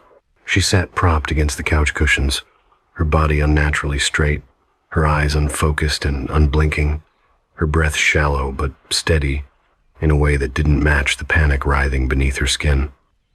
Daniel hovered over her, hands twitching nervously, repeatedly asking if she could hear him, if she needed water, if she recognized him at all. She didn't respond, not with her own voice, not with her own movements. Only the faint shifting of her gaze whenever the bell in Gloria's trembling hands gave a soft, cold clink. Gloria stood across the room, her back rigid, her fingers clenched too tightly around the cracked bell. She kept staring at Emily's face, as though searching for some piece of the girl she loved buried beneath the widening shadow that had begun to claim her. Rain finally struck the windows, tiny, tentative drops at first, then heavier ones that streaked down the glass in crooked lines. The air darkened another shade, turning the living room into a tunnel of dim shapes and faint outlines. A sudden burst of lightning cracked across the sky, illuminating Emily just long enough for Gloria to see something shift beneath her skin like a ripple of muscles that did not belong to her. A wave, moving from her ribs up to her throat. Emily turned her head then, not quickly, not naturally, slowly, as though her neck were remembering the motion from a different lifetime, her eyes fixed on Gloria, or on the bell. "Give it back," she whispered, voice jagged as if scraped along stone. Daniel startled. "Emily?" Lightning flashed again, and for a split second the beam revealed the tendons in Emily's neck tightening, pulling the corners of her mouth into a strained, bitter grin. She pointed a trembling finger toward Gloria, or toward the bell, no one could tell. "She carries what you wouldn't," the voice rasped. The tone was layered again, Emily's voice braided with something cracked and ancient beneath it. Gloria stepped back instinctively, gripping the bell so hard her knuckles whitened. I didn't mean for this," she whispered, struggling to keep her voice steady. "I wanted to help you. To help both of you." Emily let out a sound that might have once been a laugh, but now was only a short, sharp exhale tinged with disdain. "You broke the vow," she said. The storm outside cracked with a violent rumble, shaking the house. The lights flickered once, twice, then steadied. Daniel stood between the two women now, eyes wide and wet. "Mom," he said, voice trembling, "tell me the truth. All of it, now." Gloria swallowed hard. The bell belonged to Emily's mother. She held it when she was pregnant. It was tied to her hopes, her grief. Daniel's eyebrows pinched. So, the bell carried a promise," Gloria whispered, voice shaking. "And you don't break a promise you make to the dead." The floor thudded beneath them. Hard. Daniel froze. Emily's head tilted, her gaze drifting toward the floorboards as if she could see through them. "It's coming up," she breathed, her voice suddenly soft, reverent, almost welcoming. "It wants to finish what it began." Daniel grabbed her shoulders quickly. "Emily, stop. Don't talk like that." She turned to him slowly, her eyes soft but wrong. Not unfriendly, just unfamiliar. "I'm so tired, Daniel," she whispered, and for a moment her voice was hers alone. "So heavy." Her hands lifted, palms trembling as though struggling to hold something invisible. "It's inside me." The storm roared overhead, rain slamming against the roof like fists. Thunder rolled through the house. The floor shook harder, rattling a picture frame off the wall. Gloria gasped, clutching the bell to her chest. "We have to seal it," she said, breath catching. "It's trying to use her. The vow was broken when I dropped the bell without saying the blessing. It needs a body to finish the promise." Daniel stared at her. "Seal it, how?" "The bell," Gloria said weakly. "If we can return it before." A deafening crack cut her off as lightning struck somewhere near the orchard. The house flared with pale white, then plunged back into shadow. Emily suddenly arched forward, clutching her abdomen with both hands, her nails digging into her skin through her shirt. "Too much," she choked. "It's too much, too loud." She let out a scream so raw, so piercing, that Daniel stumbled backward. Gloria nearly dropped the bell. Emily writhed, her arms flailing, her head snapping to the side violently. Her spine bowed, her chest heaving in jagged bursts. "Daniel, run!" she sobbed suddenly in her own voice. "Run before it." Her words cut off in a choking gasp. Her body stiffened and then slumped in one sudden, unnatural collapse. She raised her head slowly, and when she spoke again, her voice was not hers. "She cannot run." Daniel stumbled back, horror carved across his face. "Emily, please." The entity inside her, because there was no doubt now, turned its gaze on Gloria, then on the bell, and its lips curled into an expression that had nothing human in it. "You offered the vessel," it hissed. "You will finish the vow." Gloria's breath hitched painfully. "No, no, I won't let you." Emily lunged. Not gently, not clumsily. With force, shoulders slamming into Daniel, knocking him aside as she surged toward Gloria. Gloria screamed, stumbling back, raising the bell like a shield. Emily's hand shot forward, fingers curled like claws, reaching for the bell. "Carry her," the voice roared, shaking the walls. Thunder crashed overhead. The bell vibrated violently in Gloria's hand. Daniel leapt up, grabbing Emily from behind, trying to pull her back. Stop. You're hurting her. Stop." Emily fought with a strength that didn't belong to her, thrashing, twisting, dragging both of them toward the back door. Gloria stumbled away from the chaos, tears streaking down her face, gripping the bell so tightly she felt the metal crack further beneath her shaking fingers. Emily shrieked. A sudden, violent sound, raw and primal, tore from her throat as she ripped one arm free and hurled herself at Gloria again. Her fingers brushed the bell. A shockwave of cold shot through the room. The lights burst. The storm wailed above the roof, and Emily, overwhelmed by the force, collapsed to her knees. For a moment, there was silence. Then Emily's head lifted, slowly, horrifically. Her eyes met Gloria's. "You owe the promise," she whispered. "You owe the child." Gloria shook her head helplessly. "I never meant..." Emily lunged again, grabbing Gloria's wrist with both hands. Her grip tightened until Gloria cried out. "Give it back," the voice snarled. Emily scrambled after it like an animal, hands clawing at the wood. Daniel grabbed her waist, trying to pull her back. Stop. Stop." She shrieked again, high, furious, the cry muffled by thunder shaking the walls. Her fingers grazed the bell. The moment she touched it, her entire body convulsed violently, limbs flinging outward as though electrocuted. Daniel screamed her name. Gloria screamed too. The house answered with a deafening groan as something beneath the floorboard surged upward. Emily's hand closed around the bell. She lifted it with trembling fingers, then hurled it straight at Gloria with all the force of the thing inhabiting her. "You broke the vow," she howled. "Now she breaks you." The bell struck Gloria's shoulder, then clattered to the floor, rolling until it hit the wall with a dull, heavy crack. It fractured. A long, jagged break split the metal nearly in two. Emily coughed once. Blood touched her lip. She collapsed flat on the floor, breathing in shallow, broken gasps. The storm roared, lightning illuminating the room in fierce white bursts. Gloria crawled to her knees, staring at the shattered bell with trembling horror.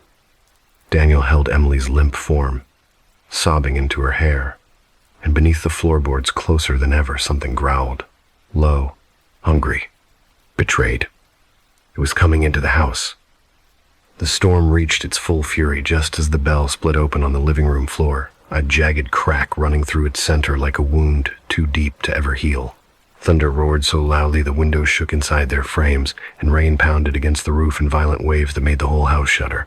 But even the storm couldn't drown out the sound rising beneath the floorboards, now no longer dripping, no longer crying, but breathing.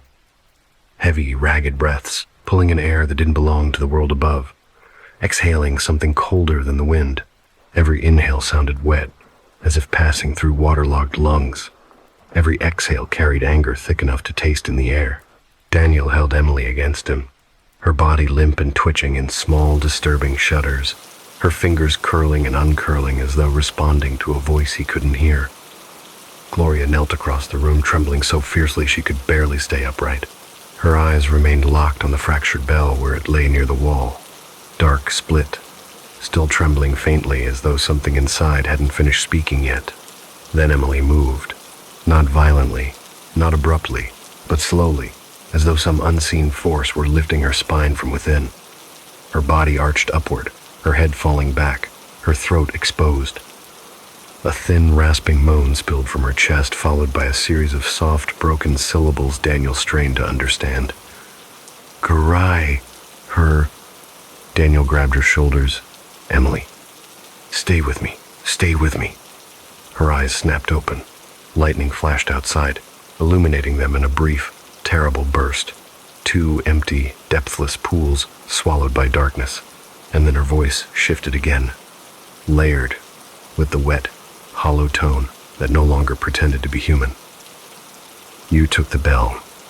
It hissed through her, the sound vibrating the floor under their knees. You broke the promise. The house groaned from the foundation to the rafters. The kitchen light flickered, humming, then shattered as a sudden tremor rippled through the floorboards. Dust rained down from the ceiling. Daniel screamed her name again. But Emily, or the thing speaking through her, seemed not to hear him at all. Her gaze slid toward Gloria, slow and predatory, as though drawn by a rope. Gloria froze in place. She didn't dare blink. The shadows behind Emily shifted, thickening in strange, unnatural shapes, as the breathing beneath the floorboards grew louder, more forceful. Something large was pushing upward, no longer trying to rise, but prepared to. Emily's hands clawed at the floor, her nails scraping the wood until splinters cut into her fingertips. You offered the body, the voice growled. You offered the child. Gloria pressed her hand to her mouth, her lungs burning with silent sobs. I didn't know, she whispered. I didn't know what I brought back up. The floorboards cracked. Long, thin fractures spread beneath Emily like spiderwebs. Daniel grabbed her and dragged her backward, struggling with all his strength, but her body moved in unnatural pulses, jerking back toward the widening cracks. The storm roared louder outside. A flash of lightning illuminated the orchard beyond the window, the apple trees bending violently beneath the wind. The tall grass pressed flat against the earth, and at the farthest edge of the darkness, the shape of the old oak tree standing rigid and silent, as a judge watching the scene unfold. A deafening crack exploded through the room as a section of the floor collapsed inward. Daniel screamed as a burst of cold air shot upward, carrying the stench of earth soaked in old water, old grief, old promises broken beyond repair. Something shifted in the gap, something pale, something long, something that scraped against wood as it rose. Emily convulsed in Daniel's arms, her back bowing so violently he nearly lost hold of her. The entity inside her howled, a sound that rose and fell like wind whipping through dried reeds. The vow was left in the dry places, it cried. And you pulled it back from the dark. Gloria stumbled backward, tears blurring her vision. Tell me what you want. The voice sank into a guttural, rumbling tone. The bell. Gloria clutched the cracked pieces instinctively, her fingers curling protectively around the cold metal. It's broken, she whispered. It can't hold anything anymore. It will hold enough, the voice replied.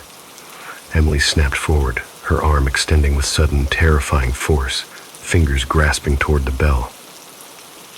Daniel yanked her back, shouting her name over and over until his voice cracked open, but she twisted like a woman possessed by the memory of someone else's pain, someone else's need. The gap in the floor widened with a thunderous crack, and then a hand, thin, water-darkened, jointed wrong, reached up through the hole. Daniel screamed. Gloria dropped the bell piece she held. It clattered across the floor, bouncing once, twice, then rolling toward the open door that led outside into the storm. The moment it moved, Emily lunged after it. Daniel grabbed her waist, his heels skidding across the wood as she dragged him forward with inhuman strength. Lightning struck somewhere near the orchard, the blast shaking the house so violently that the remaining picture frames fell from the walls. The bell piece rolled over the threshold and into the yard, swallowed immediately by wind and rain. The moment her fingers closed around the cold metal, a shockwave pulsed through the air, knocking Gloria backward and driving Daniel to one knee. The oak tree groaned, an ancient, painful creak that vibrated through the ground. Emily's body shook. She lifted the broken bell piece toward her face, staring into its cracked surface as though seeing something inside it. Her lips moved, forming words Daniel couldn't hear over the storm. Gloria cried out, raising the other half of the bell. "Emily, please give it back. Let it go." Emily turned toward her slowly. Rain streaked down her face, mixing with tears that might not have been her own anymore. Her voice came out soft, broken. "She couldn't carry me," she whispered. Daniel froze. "Who?" "My mother." Emily breathed, eyes empty. She made the vow. The storm howled above them, bending trees, shaking the air. Emily lifted the bell piece higher, and she broke it. A jagged crack of thunder split the sky. Then she slammed the two pieces together. The bell shattered completely. Metal splintered into glimmering shards that scattered across the roots of the oak, sinking instantly into the soaked earth, as though the ground itself were hungry to reclaim them. The cry beneath the tree rose into a final, deafening wail, a sound full of rage, sorrow, and release, and then cut off so abruptly the shock of silence almost knocked them backward. The storm eased, just a fraction, just enough to feel the weight of the moment's end. Emily collapsed into Daniel's arms. Her head drooped against his shoulder. Her breath fluttered weakly, then steadied into a slow, fragile rhythm. Gloria knelt beside them, weeping into the rain. Beneath the oak, the earth settled. The cracks closed. The air lightened. Whatever had been rising was gone, pulled back down by a vow finally given form, even in its brokenness. Weeks later, when the orchard dried and the grass grew tall again, the townsfolk passing by whispered about the strange pattern of metal glints beneath the oak tree, a scattering of bronze fragments buried just beneath the soil, like tiny, half-forgotten gravestones. No one touched them. No one dug. Havenwood had learned long ago that some promises were better left in the ground. And sometimes, on nights when the wind was too still and the air tasted like old rain, Daniel swore he could hear a faint ringing beneath the roots. Not angry, not mournful, just a soft, hollow chime, as if the earth itself were whispering, "Carried.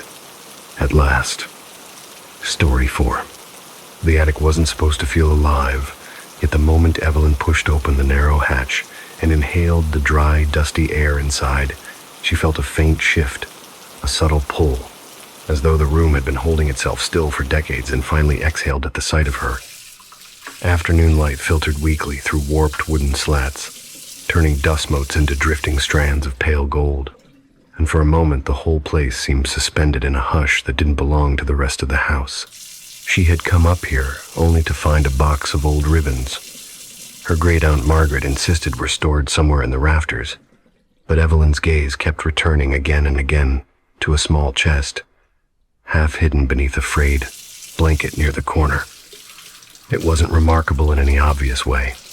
The wood was dull with age, one hinge crooked, its lid stained by old watermarks, and yet something in her chest tightened, as if a thread had been pulled from inside her and led straight to that box.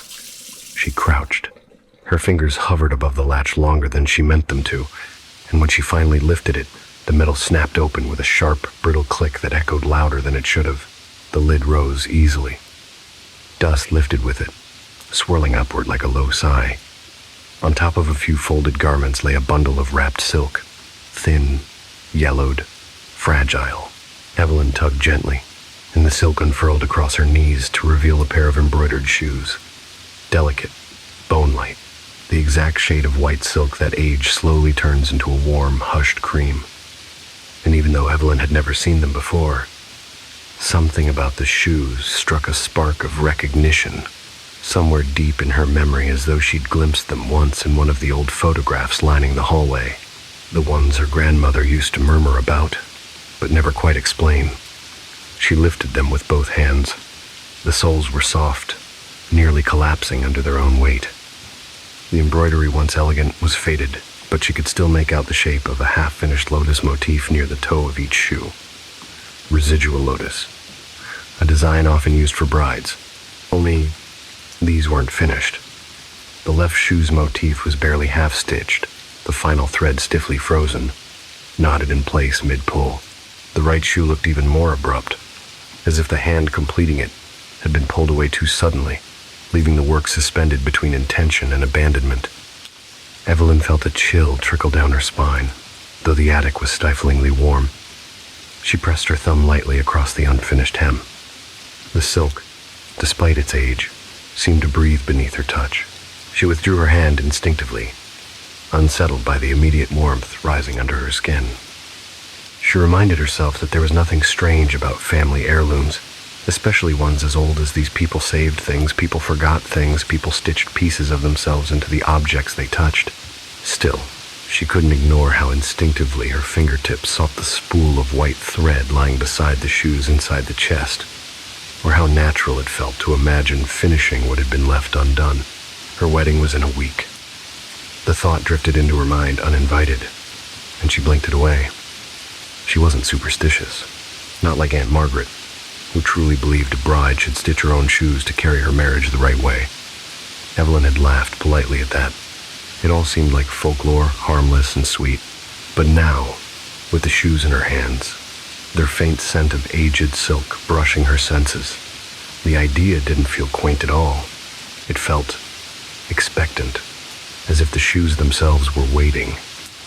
She wrapped them again in the silk and made her way downstairs, pausing halfway down the staircase when she spotted a single thread trailing from the wrapping, a deep, dark red strand she didn't remember seeing before. She froze, stared. The thread gleamed faintly in the dim light, too dark to be dye, too bright to be dust. Her throat tightened. She blinked and shook her head. When she looked again, the thread was gone. That night, after dinner dishes dried on the rack and her fiancé had already fallen asleep on the sofa with a book resting open on his chest, Evelyn carried the wrapped shoes to the small desk near the window. She unwrapped them gently, laying them side by side as if afraid to disturb something fragile inside.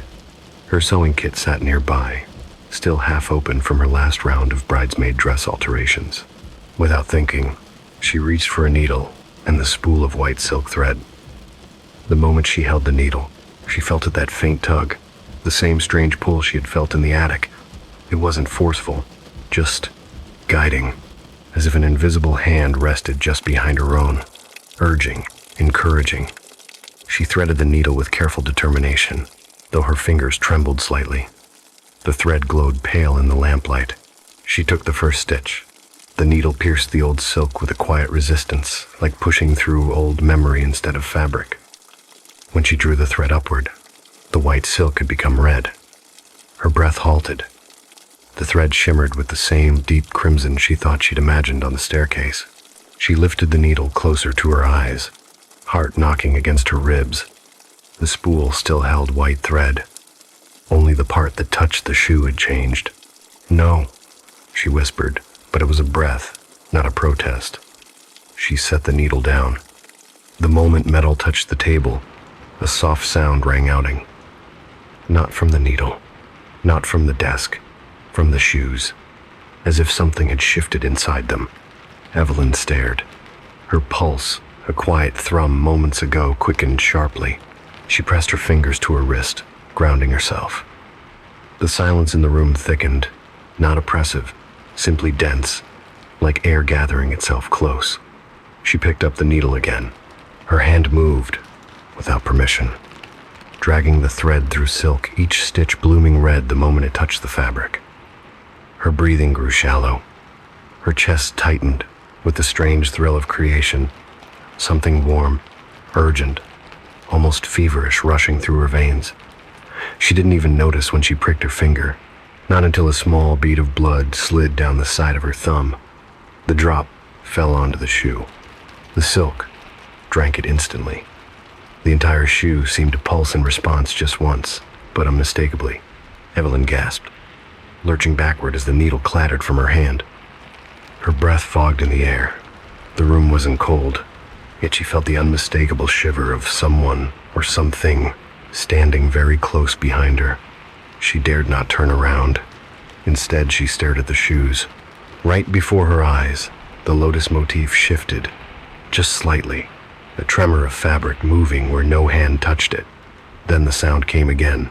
Ting, soft, precise, a needle passing through silk with practiced speed. Evelyn leaned forward. Fear and fascination wrestled inside her. The reflection of the fallen needle caught her attention, a glint of movement in its tiny polished surface.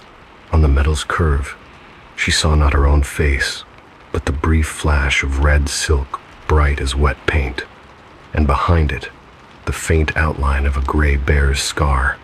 She blinked hard. The image vanished. The shoes lay still again, but the unfinished hem no longer looked abandoned. It looked hungry, waiting. Evelyn pressed her trembling palms to her knees, grounding herself, but even then she could hear it. So faint, she almost mistook it for her own heartbeat. A voice, or something like a voice, rising from the silk itself. A whisper shaped more like breath than language. Finish it. Evelyn woke before dawn to the sound that should not have existed in a sleeping house. The soft, persistent rhythm of a needle slipping through silk somewhere in the dark, too quick and too steady to be human hands, fumbling in the early morning.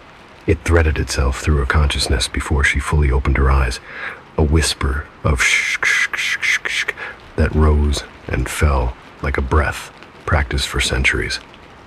She sat upright without knowing how long she had been listening.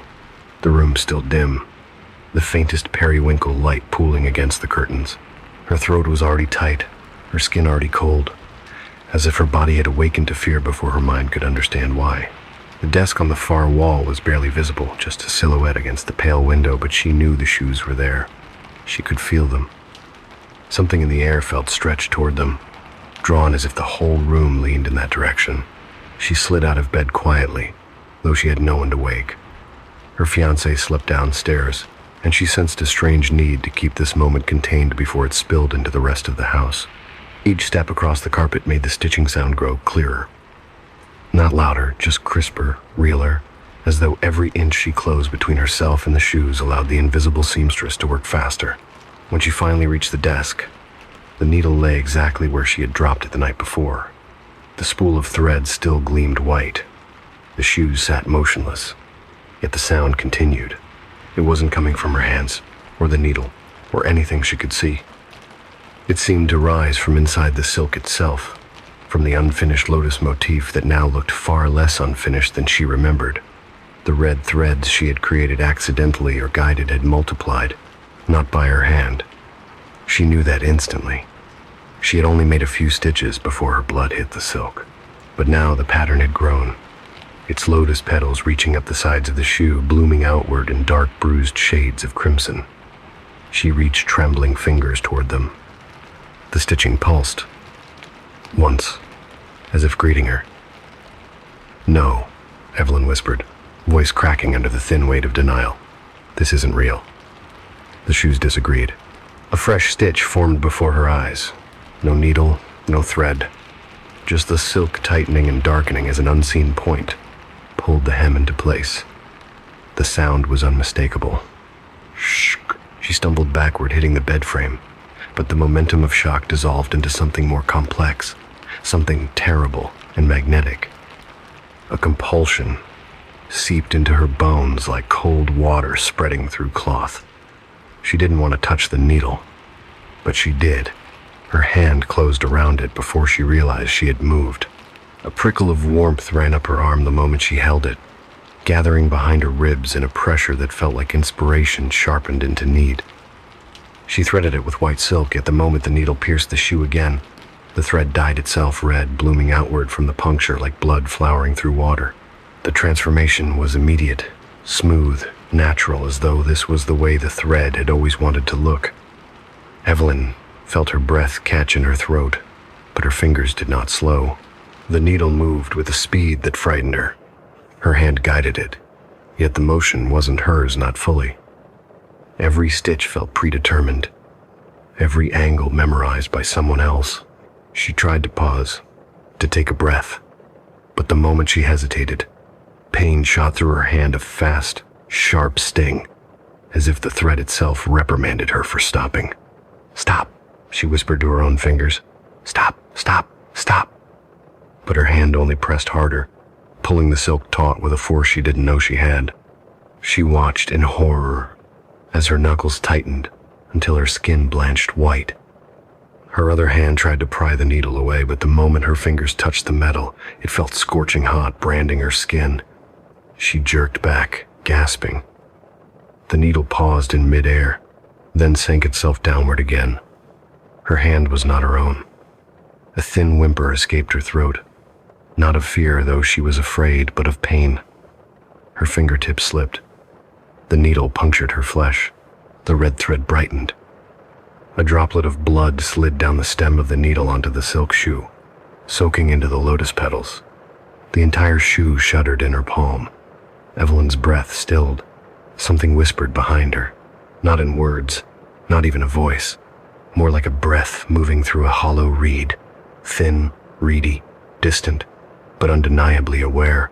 She tightened her grip on the shoe, terrified to drop it, terrified to keep holding it. Her hand ached, the skin around the puncture throbbing in a rhythm too fast to be her pulse.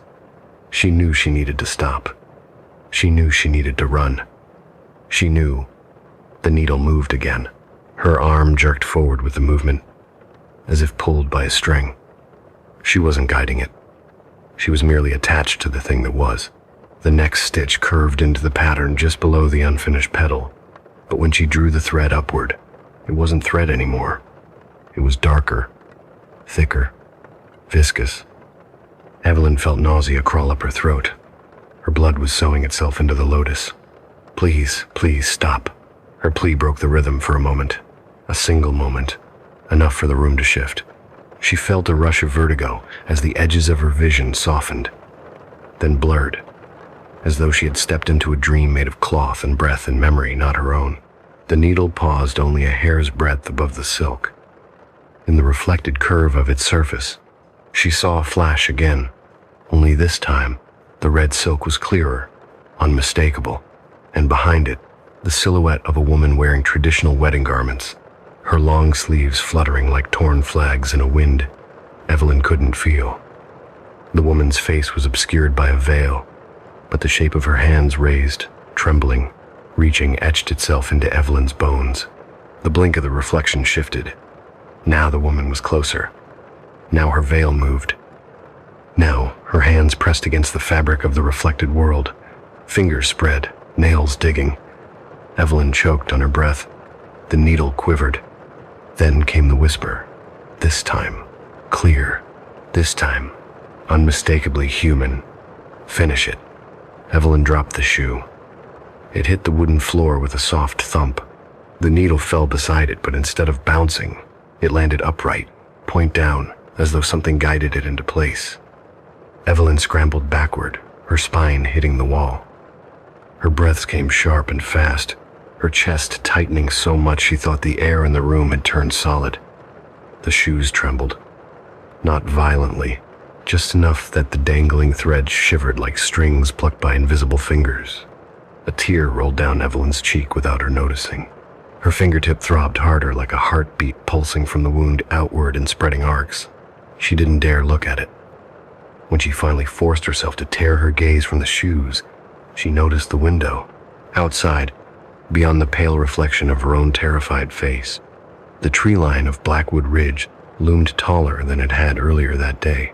The forest appeared to lean toward the house, its shape darker, closer, watching, waiting. Evelyn pressed her palm to the wound on her finger, wincing. The pulse beneath her skin felt wrong, too fast, too strong, almost like a second heartbeat, faint but insistent, drumming in time with the rhythm of the invisible stitches still echoing in her ears. She didn't understand why, but she knew with icy certainty that something had crossed a threshold subtle as a single thread pulled from silk, irreversible as ripping a seam open after it's been tightly bound. Her breath shivered out of her. Then, with quiet dread settling in her bones, she whispered the question she feared the most. What did I just finish? The answer drifted through the room, soft and inevitable. Not enough. Evelyn did not remember falling asleep. Only the sensation of sinking slowly, helplessly, into a softness that clung to her like damp fabric, pulling her downward until she no longer knew if her eyes were open or closed, if the ceiling above her still existed, or if she had slipped entirely beneath the surface of something woven from her own unraveling breath. Her body felt distant, numb at the edges, but her mind stayed horribly alert, the stitching sound threading itself through her thoughts even as consciousness dulled. Shh, shh, shh. It followed her into the dark, and then the dark shifted. She found herself standing in the middle of a long corridor lined with paper lanterns, each glowing with a faint blood-warm light that pulsed like living embers. The floor beneath her bare feet was made of silk, an endless bolt of it, stretched taut and shimmering with the faint sheen of wetness. When she lifted her foot, a red footprint remained behind, blooming outward like a flower. The air smelled faintly of iron and old perfume, something floral wilted long ago. The corridor stretched on, drawing her forward with a quiet gravity she couldn't resist. She tried to speak, to call out, but breath didn't behave the way she expected. It moved too slowly, dragging at her lungs as if thickened into threads. She pressed a hand to her chest, feeling the strange rhythm there, her heart beating, and then another, softer pulse beneath it, like a heartbeat under fabric. As she walked, the lanterns flickered. Shadows unfurled across the walls, shadows that looked like hands sewing, pulling invisible thread through the air, fingers moving with frantic, aching purpose. The shadows stitched patterns she recognized, lotus petals, crescent hems, winding motifs she had traced absent-mindedly as a child when flipping through old embroidery books. But the farther she went, the more the motifs changed.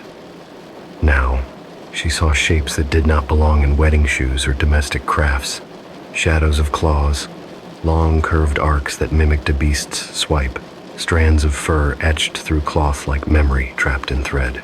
She tried to stop walking. Her feet didn't listen. They carried her deeper into the silk corridor until the lanterns thinned and the air grew colder, almost moist, as though she had stepped into a place where breath pooled on the walls. And there at the end of the corridor was the red garment. It hung suspended in the air, slowly turning as if caught in a breeze she couldn't feel. A wedding robe, long and flowing, dyed the kind of red associated with ancestral rituals, heavy and ceremonial. Its sleeves swayed with a rhythm too deliberate, as though arms still lay hidden inside. Evelyn froze, breath trapped in her throat. Then the robe rotated enough for her to glimpse. The back ripped open, seams split, threads dangling like veins. Stitched across the center of the torn fabric was a scar, not embroidered, not painted. A scar, a jagged pale mark shaped unmistakably like the slashing rake of a bear's claw, the same shape she'd glimpsed reflected in the needle's surface hours before. Evelyn staggered backward, but her feet tangled with the silk floor, making her fall to her knees. The red robe drifted closer without any visible force pulling it, as though gravity itself bent toward it. She tried to scoot back, palms slipping on the slick surface, but the silk beneath her hands grew warmer, pulsing like skin. The robe hovered inches above the floor now. Then a voice brushed against her ear, faint, broken, spoken through cloth rather than a mouth. The promise was torn. Evelyn jerked her head to the side, expecting someone to be standing behind her, but no one was there. Only the corridor stretching endlessly, lanterns flickering as though reacting to the words. She swallowed hard. Whose promise? She tried to ask, but the words barely escaped her lips before the robe answered. Yours. The silk beneath her trembled. She shook her head violently. No, I didn't make any promise. The robe twitched. Its sleeves lifted. Not from wind. There was no wind here. They lifted like arms rising in slow, deliberate motion. The tear down the back widened. From inside the garment emerged a faint shimmer, then a shape, something pale and fragile, like a woman's silhouette woven from unraveling thread. Evelyn scrambled backward, her entire body shaking, but the figure kept forming, piece by piece, like a ghost embroidered rather than born. Its face was indistinct at first, blurred by fraying strands of thread, but as the last lanterns flickered, the features sharpened just enough. Hollow eyes, a downturned mouth, a veil torn down the center. The figure lifted her head, and though no wind blew, the veil drifted in a slow, unnatural ripple. Finish it, the figure whispered. Evelyn trembled. Finish what? The figure reached out a hand, thin, translucent, shaking violently as if weakened by decades of longing. Thread unraveled from her fingertips, reaching for Evelyn like strands of fishing line. The carriage cannot come without the hem. Evelyn felt ice lace through her spine. The carriage? The one that takes what is owed, the figure murmured, drawing closer, her form glitching, threads fraying and reweaving in trembling loops. The one that was denied. A rumbling sound echoed down the corridor, faint at first, then growing like wheels turning across distant gravel. Evelyn felt her breath stop. No. The figure's threaded hand touched Evelyn's cheek. The sensation wasn't warm. It felt like cold silk dragged across her skin, leaving behind a numb trail. She wanted to scream but couldn't draw air.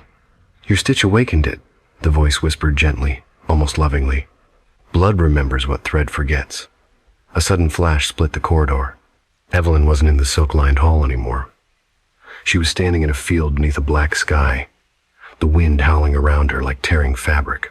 In front of her stood an old lacquered carriage, red and gold, lacquer peeling, wheels tall and spoked like something used in processions long before her time. The doors were closed. Something moved inside. Something heavy. Something breathing. The figure in the tattered robe stood beside it now, veil fluttering like torn butterfly wings. It came before, she whispered. For me, but I was unfinished. Evelyn clutched her arms to her chest. Please, I don't want this. The figure tilted her head with quiet pity. Wanting isn't part of the vow. The carriage door creaked. A sound like distant growling seeped from within, but layered underneath it was something heartbreakingly human. A sob, faint and trembling, as if someone stuck inside was begging for release. You sewed the path back open, the figure said, with white thread turned red, with the bride's hand. Evelyn shook uncontrollably. I'm not part of this. I'm not. You are, the figure murmured. You finished her shoe. Evelyn's knees went weak. Whose shoe?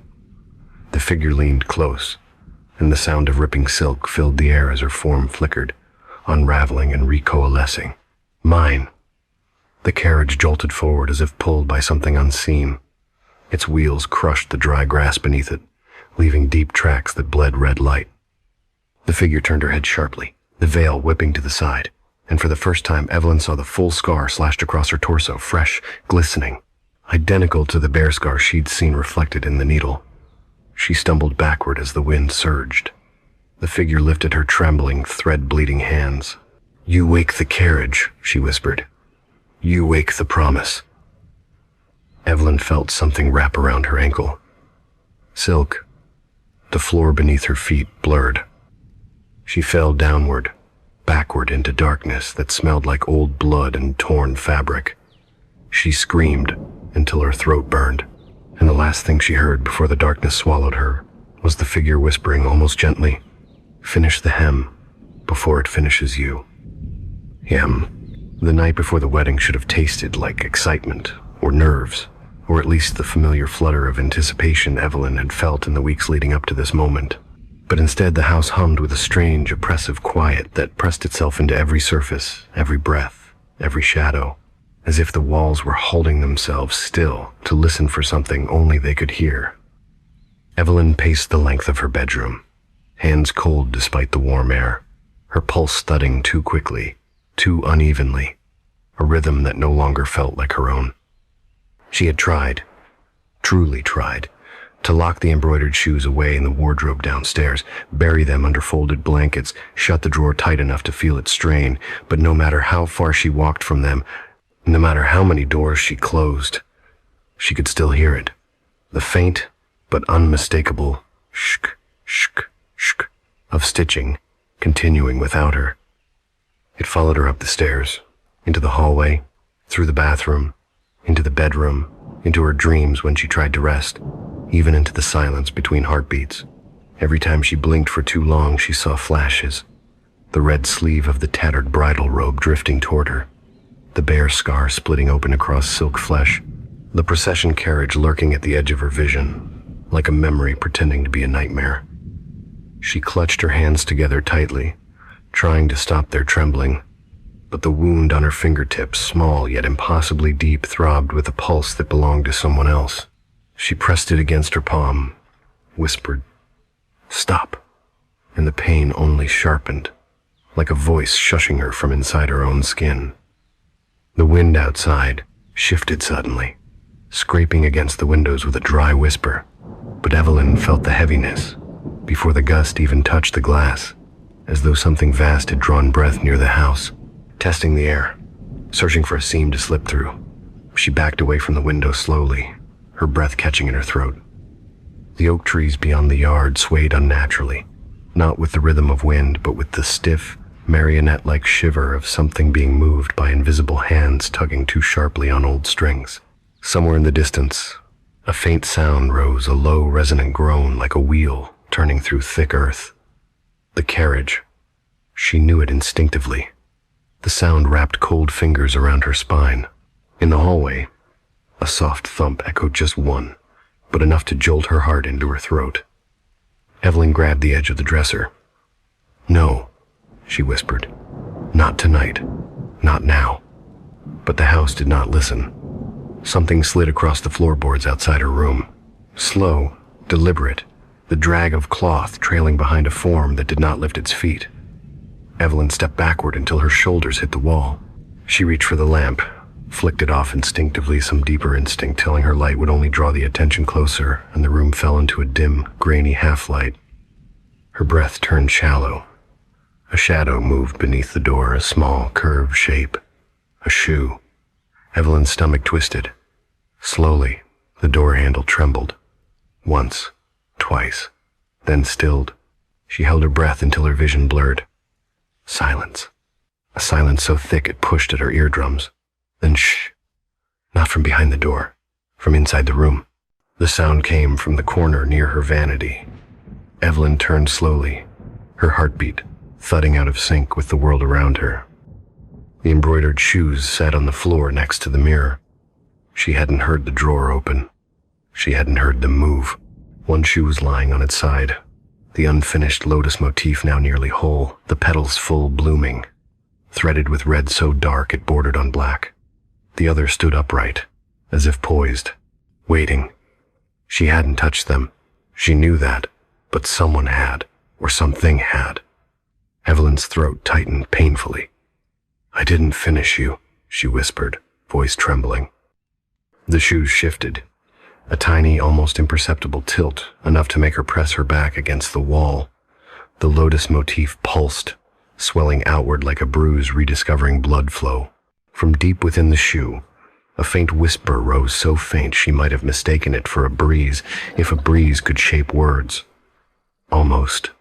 Evelyn's breath hitched. She shook her head violently. No, I'm not doing this anymore. I refuse." The mirror trembled. A ripple passed through its surface like a thin sheet of water struck by a fingertip. The reflection warped. The room twisted. The light inside the mirror reddened. She saw herself standing there, but a reflection wasn't moving with her. It stood perfectly still. Eyes darkened. Veins threading red beneath the skin like tiny needle strokes. Behind her reflection, the bridal robe shimmered into being torn, weighted with soaked silk, its sleeves rising as if lifted by hands she couldn't see. The torn seam across its back bled thread, unraveling like a wound reopening. Evelyn gasped and stumbled away from the mirror, but her reflection did not flinch, did not follow, did not breathe. It stared, and then its mouth moved. "You promised." "No," Evelyn whispered through clenched teeth, voice breaking. "I never promised anything." The reflection tilted its head ever so slightly, and the sleeves of the red robe behind it lifted higher, as if straining toward her world. "Your stitch is a vow." A groan echoed again from far beyond the window wheels, turning, pulling closer. The carriage. She could hear it clearer now, rattling through the valley toward the back of the house. Evelyn grabbed the edge of her bed for balance, Her skin felt too tight, her lungs too shallow.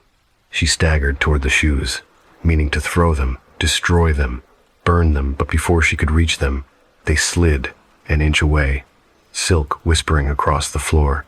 She froze. They moved again, a trembling inch, then another, toward her. The needle she dropped last night stirred where it lay. A gleam flickered along its slender body. It rose, gently, calmly, as though lifted by invisible fingers. Evelyn's scream caught in her throat as the needle pointed toward her chest. Not aggressively, not violently, just directed with unshakable certainty, like a hand gesturing toward where the next stitch belonged. "Please," she whispered, voice cracking. "I don't want this. Please." The needle lowered, but only so the shoes could step closer. One shoe at a time. Their tiny embroidered toes pressed into the wooden floor with soft, deliberate taps. Tap, tap. The mirror darkened. Her reflection blurred into a silhouette, swallowed by the red garment spreading behind it. And somewhere deeper still beneath the floor, beneath the soil, beneath the threshold of every unspoken vow, Evelyn heard the shuddering breath of something massive, ancient, and unfinished exhale in anticipation. The room swayed. She collapsed to her knees, clutching her chest as the pulse inside her fingertips surged violently, spreading heat up her arm, into her shoulder, across her throat. The shoes stopped in front of her. They flipped themselves upright, turning outward, facing the window, facing Blackwood Ridge. Before she could move, the window pane rattled. A cold gust forced its way in through the cracks, carrying the scent of damp soil and old incense. The lanterns in her dream reappeared in the edges of her vision, flickering ghost-like. She could see them, even with her eyes open. She could see the corridor beyond the bedroom walls, the silk floor stretching into darkness, the red robe waiting at the end. She felt the pull, not on her arms this time, but inside her ribs, inside her heartbeat. A stitch tightening, a thread being drawn, a vow reforming. "No," Evelyn whispered, weak now, trembling. "Please, not me." But the whisper inside the shoes rose again, soft and patient and hungry. "Bride, finish what she could not." Her vision blurred with tears. She tried to crawl backward, but her hand slipped. Her fingertip brushed the hem of one shoe. The pulse surged. She screamed. The shoes trembled with delight. Outside, the wheels of the carriage reached the edge of the yard. Evelyn collapsed to the floor, breath fracturing in her lungs. The last thing she saw before darkness washed over her was her own reflection in the mirror, smiling back at her with a mouth that was no longer hers, whispering, "It's your turn." Dawn arrived, muted and colorless, as if the sun itself hesitated before dragging its light across a house that had not slept, a house that seemed to hold its own breath in the fragile quiet after a night of weaving something through its walls that did not belong to any living hand. The storm had passed hours earlier, yet the air remained unnervingly still, heavy with the scent of soaked earth, and something sweeter underneath, something like silk left too long in a cedar chest, touched by the faint rot of age and longing. Evelyn's fiancé woke first, startled by a silence thick enough to press against his ears, the kind of silence that makes even breathing feel intrusive. He called for her gently at first, then louder, then with a rising note of fear, when his voice met no answer. Her bed was neatly made, her nightgown folded on the chair, the window slightly ajar, though he swore they'd closed it before sleeping. Her engagement ring rested on the bedside table, cool, innocent, without explanation. He found the first smear of red on the floorboards near the vanity, a thin, curved thread, dried into the grain of the wood like a tiny vein, stained into the house itself. He knelt, touching it with trembling fingertips, heart pounding in his throat. A second strand lay near the doorway, a third on the stairs, long and looping, as if dragged by a sewing needle, carried in a hand that moved without pause. By the time he reached the kitchen, the trail had grown thicker. What had begun as threads had become strokes, small streaks of dried crimson that glittered darkly when the early light hit them. The shoes waited by the back door, and not as he remembered them. They stood together, perfectly aligned, turned outward toward the yard as if someone had slipped them on, walked in them, then placed them neatly down again, pointing toward the tree line. The lotus motif on their silk faces was no longer half-finished or blotched or trembling with incomplete seams. It was perfect. A full, blooming lotus rendered in deep red threads so fine they appeared like veins blooming through the silk, interlaced between the petals or strands of something unmistakably not thread. Thin fibers of gray fur woven, like the ghost of a beast caught mid-snarl. He recoiled, bile rising in his throat. His mind rejected it instantly. This wasn't real. This couldn't be, but the more he stared, the clearer the details became. The precision of each stitch, the agonizing beauty of the completed lotus, the weight of an ancient vow, sealed in color and texture, and something that shimmered slightly, as if still damp. A whisper of movement made him snap his head toward the window. The air outside seemed to vibrate with residual motion, as if something massive had just passed through the yard, leaving behind no tracks, no broken branches, no sign of a form, only the faint impression of wheels, too large and too heavy for any modern vehicle, pressed into the soft soil for a few lingering heartbeats before fading entirely. He stepped outside, barefoot, drawn not by bravery but by the sickening dread that comes only when someone realizes the world has shifted beneath them. The yard stretched quiet and unbroken, but the stillness was wrong. The oak trees stood rigid, their leaves unmoving, even without wind. The grass barely stirred beneath his feet. The air shivered once, just once, as though the world exhaled in relief that he had arrived too late to witness what it had carried away. He looked down and saw footprints. Not hers, not his. Something smaller, lighter. Each print shaped like the delicate curve of a silk shoe. The trail drifted toward the woods, toward Blackwood Ridge, toward the dense shadow where morning light hesitated to enter. He followed the prints only a few steps before they simply stopped. One moment the impressions were clear, soft dents in the damp ground. The next they vanished completely, swallowed by the grass, as though the person wearing the shoes had taken one final step and passed into a world that no longer obeyed the rules of soil and weight and gravity. A sharp cry escaped him, a broken, animal sound that startled even the birds perched high in the trees, though none took flight.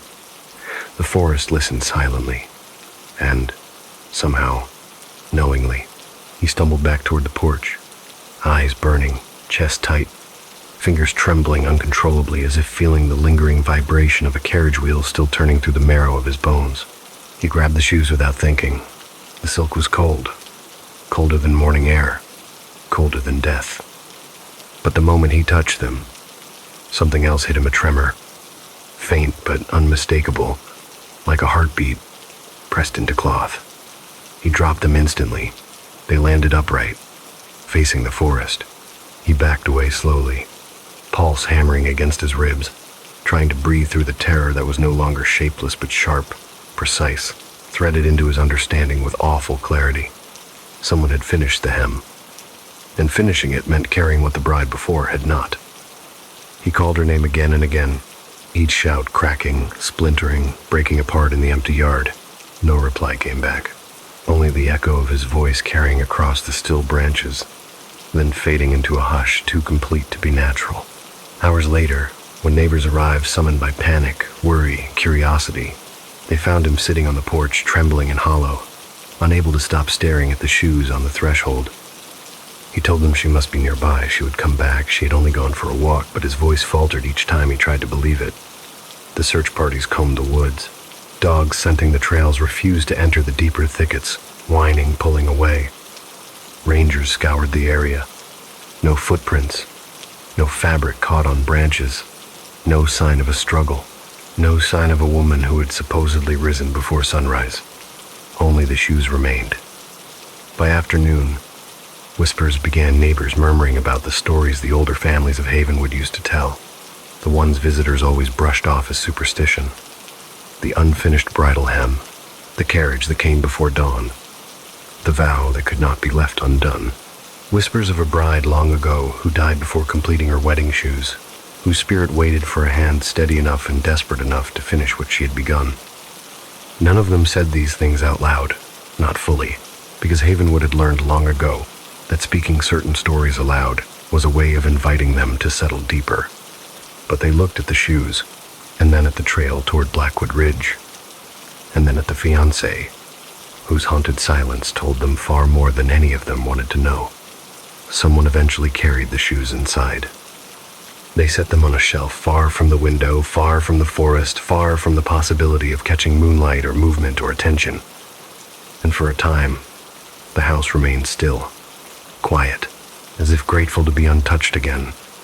But in the days that followed, anyone who passed the closed bedroom door swore they heard it, the faint, persistent whisper of a needle slipping through silk, soft, patient, eternal, because the hem had been finished, but something else had not. And on certain nights, those rare, windless nights, when the air turns sharp and the moon sits low above Blackwood Ridge, travelers claim they see a figure walking along the tree line, a woman in a tattered red bridal robe, sleeves trailing like unraveling thread, moving with the slow, ghost-like steps of someone wearing shoes made for ceremony, not soil.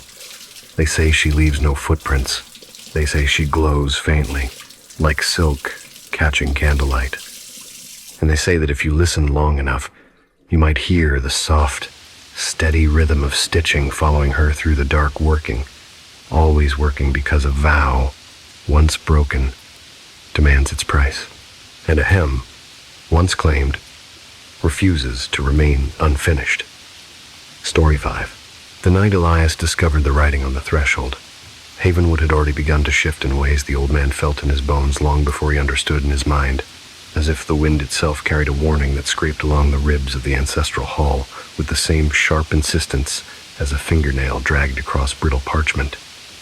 He had arrived at dusk, lantern swinging in his hand, its weak flame trembling in the early winter drafts tunneling through the valley, and he noticed immediately that the front doors were slightly ajar, a thing that should not have been possible, because Elias always bolted them shut from the inside before locking the outer iron latch.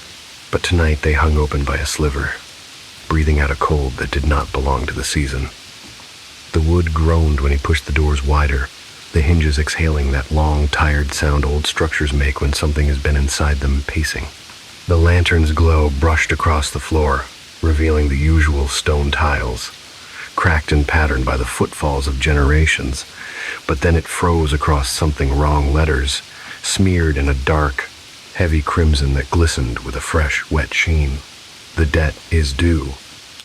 Elias stood there for a very long time, the flame trembling harder now, casting spindly shadows up the carved beams overhead, making every wooden ancestor staring down from their painted frames seem to shift with a faint, grieving bow of the head.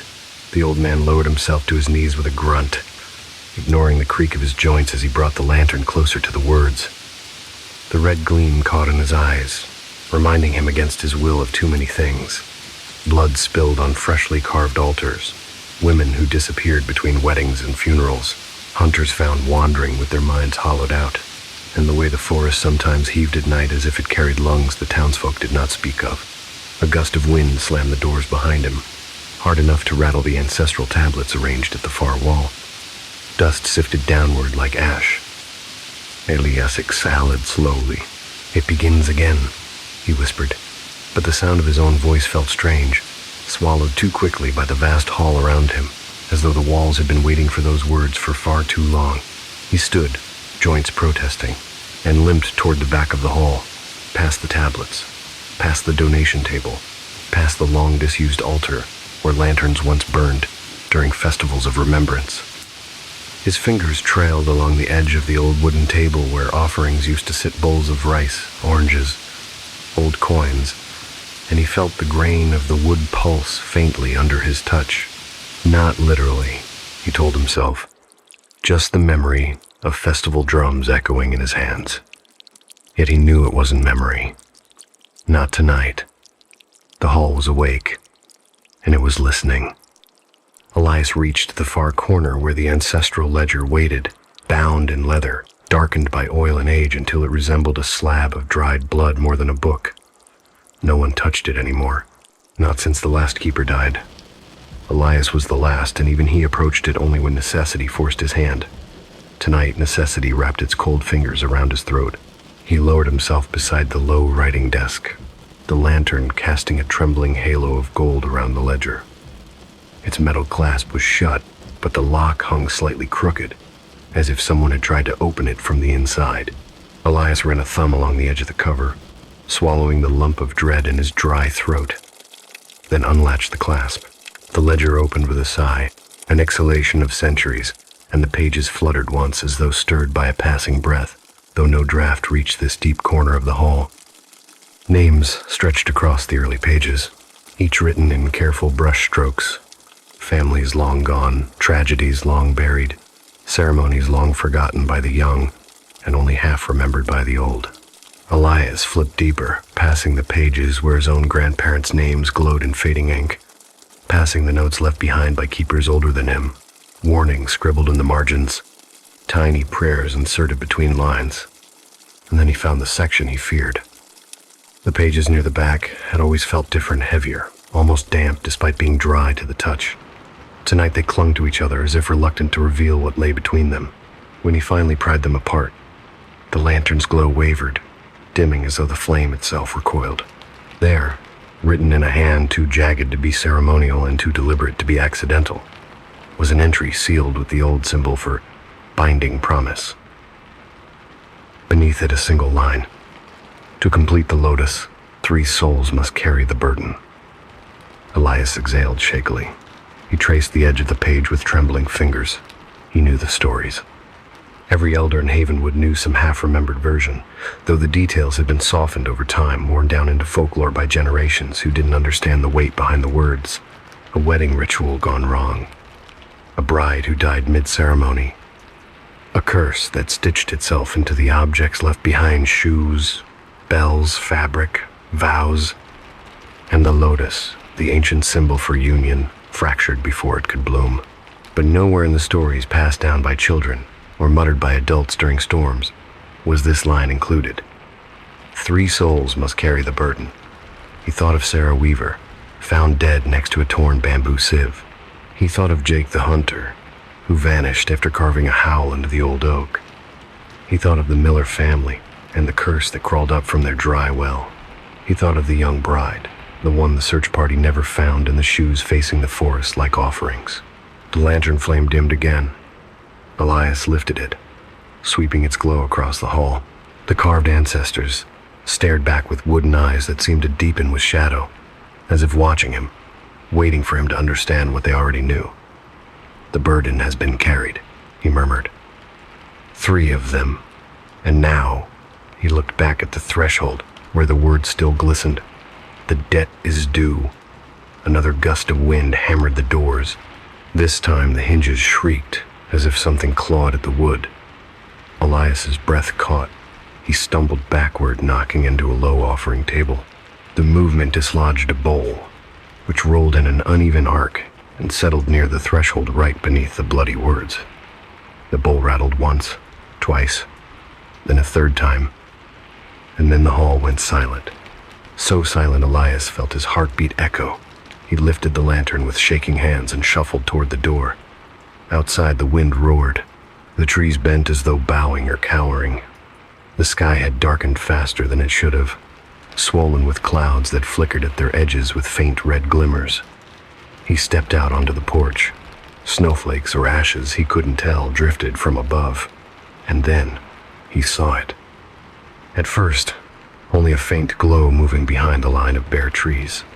Then wheels, tall, lacquered, red and black, turning with slow, weighty precision down the old pilgrimage path that no one used anymore.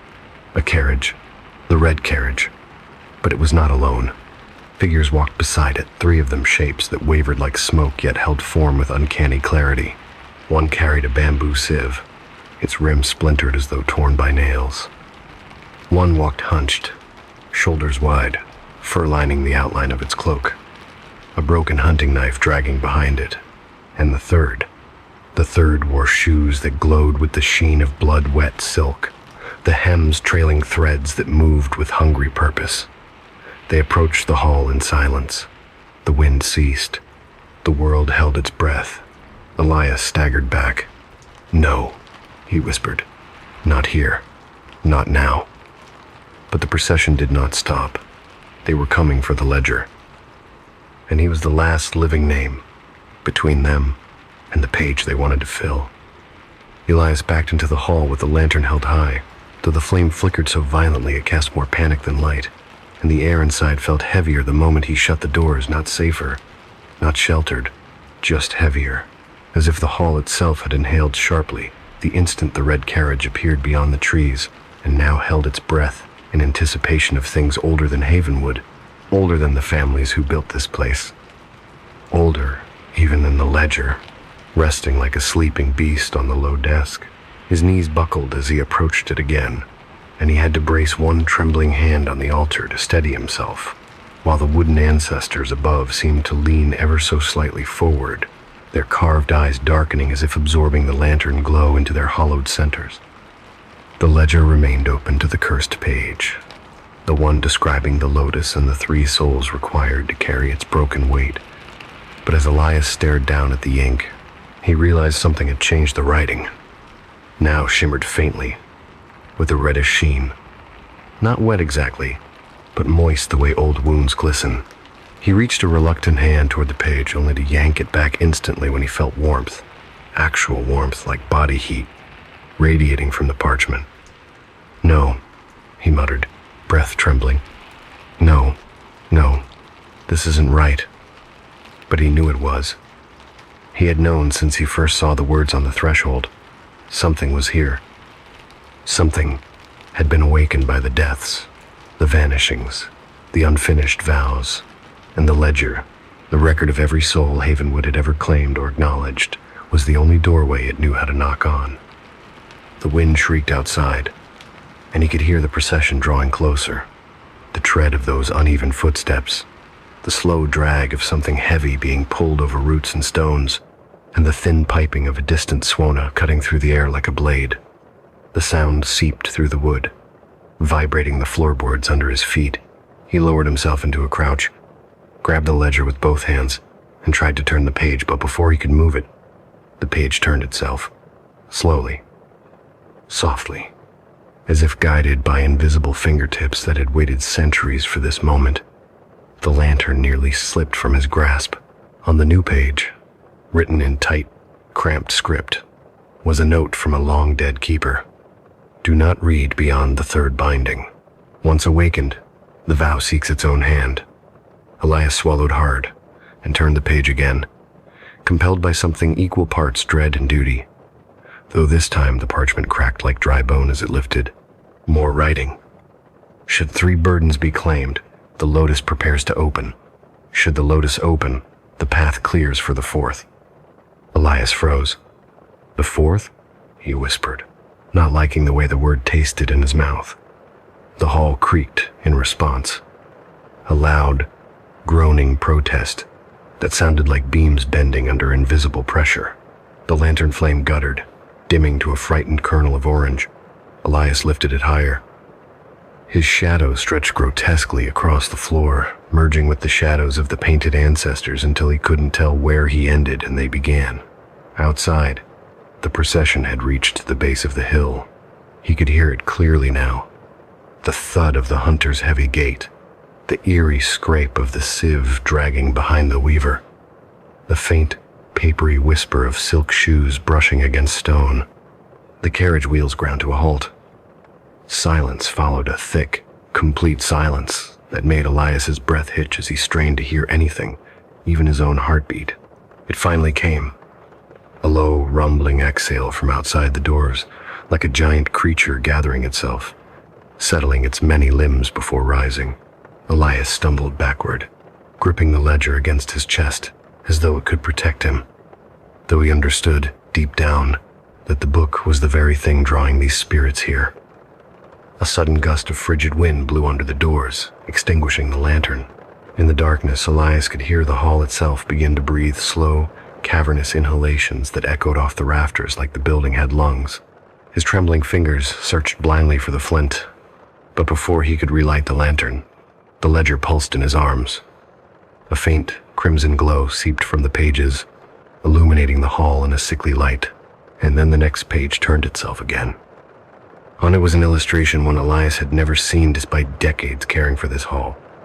A lotus flower, drawn with such detail it seemed to ripple under the light. But the petals weren't just petals, they were faces. The weaver's wide, terrified eyes. The hunter's twisted snarl. The bride's veil-shrouded form. 3 petals, 3 souls, and a 4th petal still closed. Beneath the illustration was a short inscription.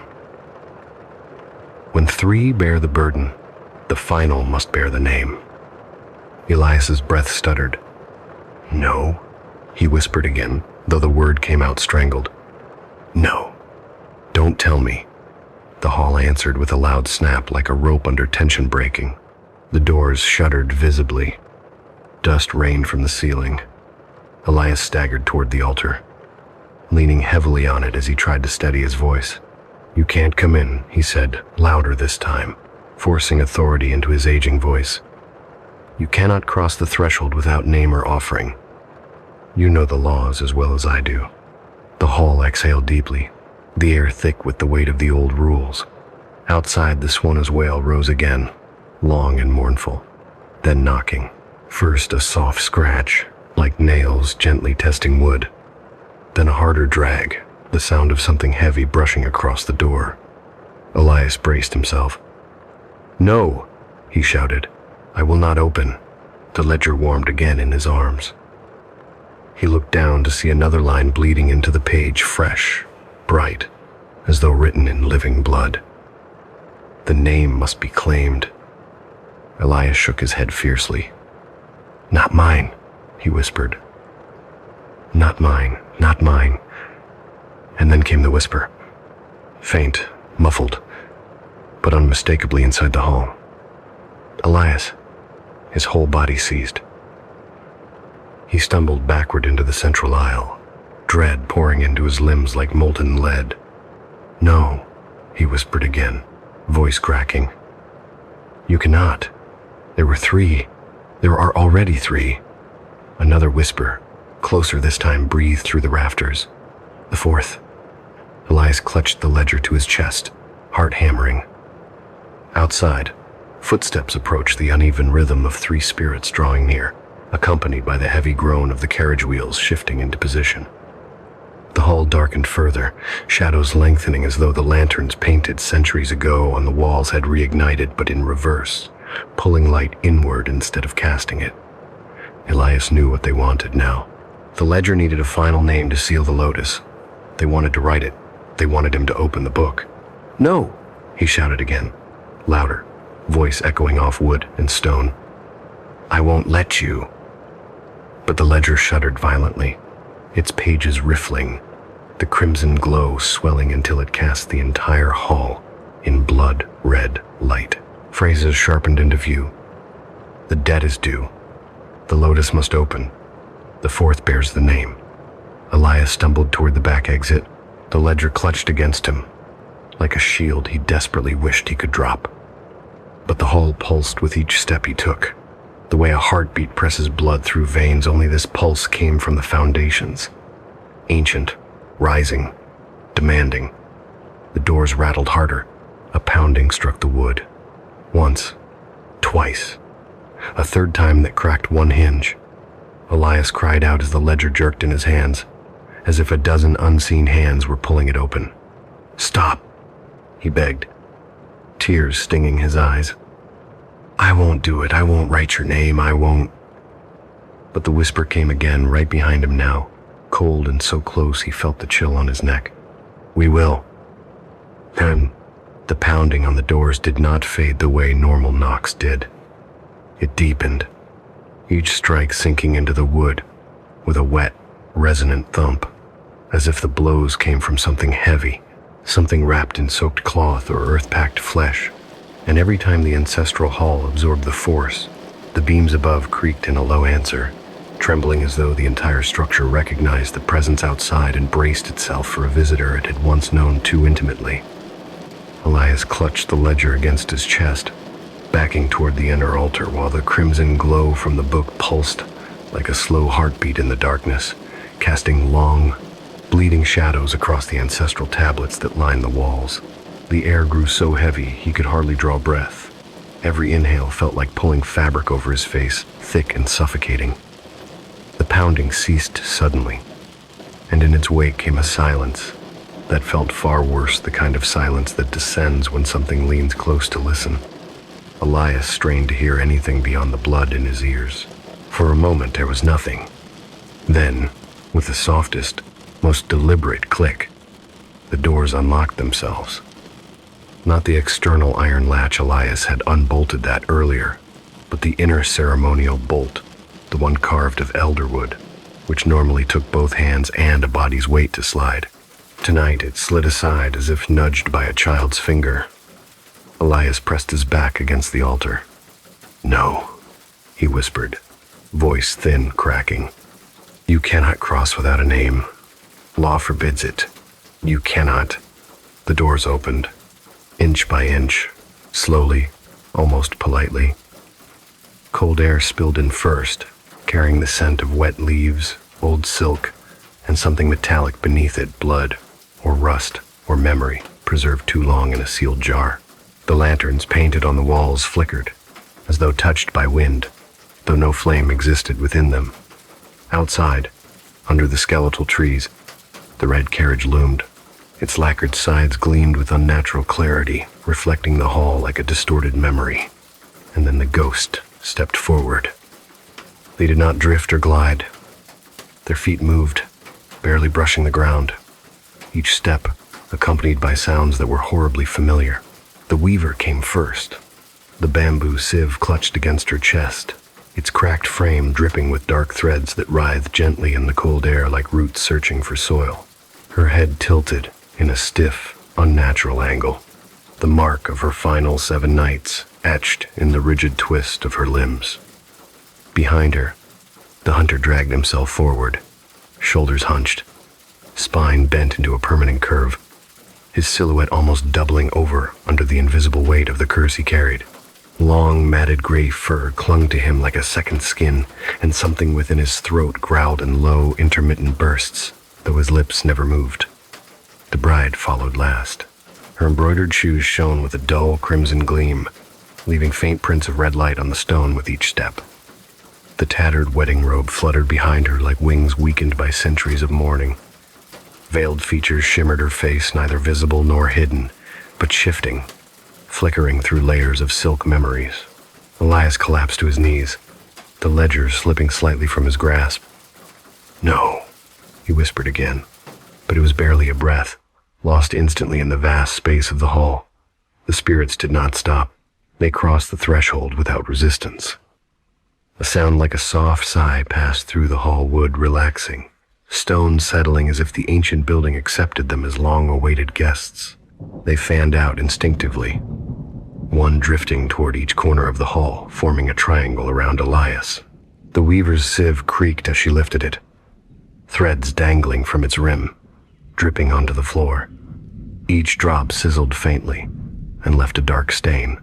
The hunter crouched slightly, claws scraping the stone, the fur rippling in an unseen wind. The bride's veil fluttered as though catching breath that didn't belong to her. Elias forced himself to stand, gripping the ledger tight. "You cannot take a name by force," he said shakily, his voice echoing thinly. "No spirit may write in this book unless witnessed by a keeper and bound by oath." The hall answered with a rumbling groan from deep within the walls. The bride tilted her head, the veil brushing her cheek with a sound like silk scraping bone. She stepped forward, and the embroidered shoes emitted a faint chime, metallic, breathy, the echo of a long-forgotten swona. One by one, the cursed artifacts appeared. Not by hand, not by gravity they rose. The bamboo sieve floated upward, threads swirling around it like smoke. The cracked claw from the hunter's shoulder tore itself free from his form, hovering with its shattered edge glinting.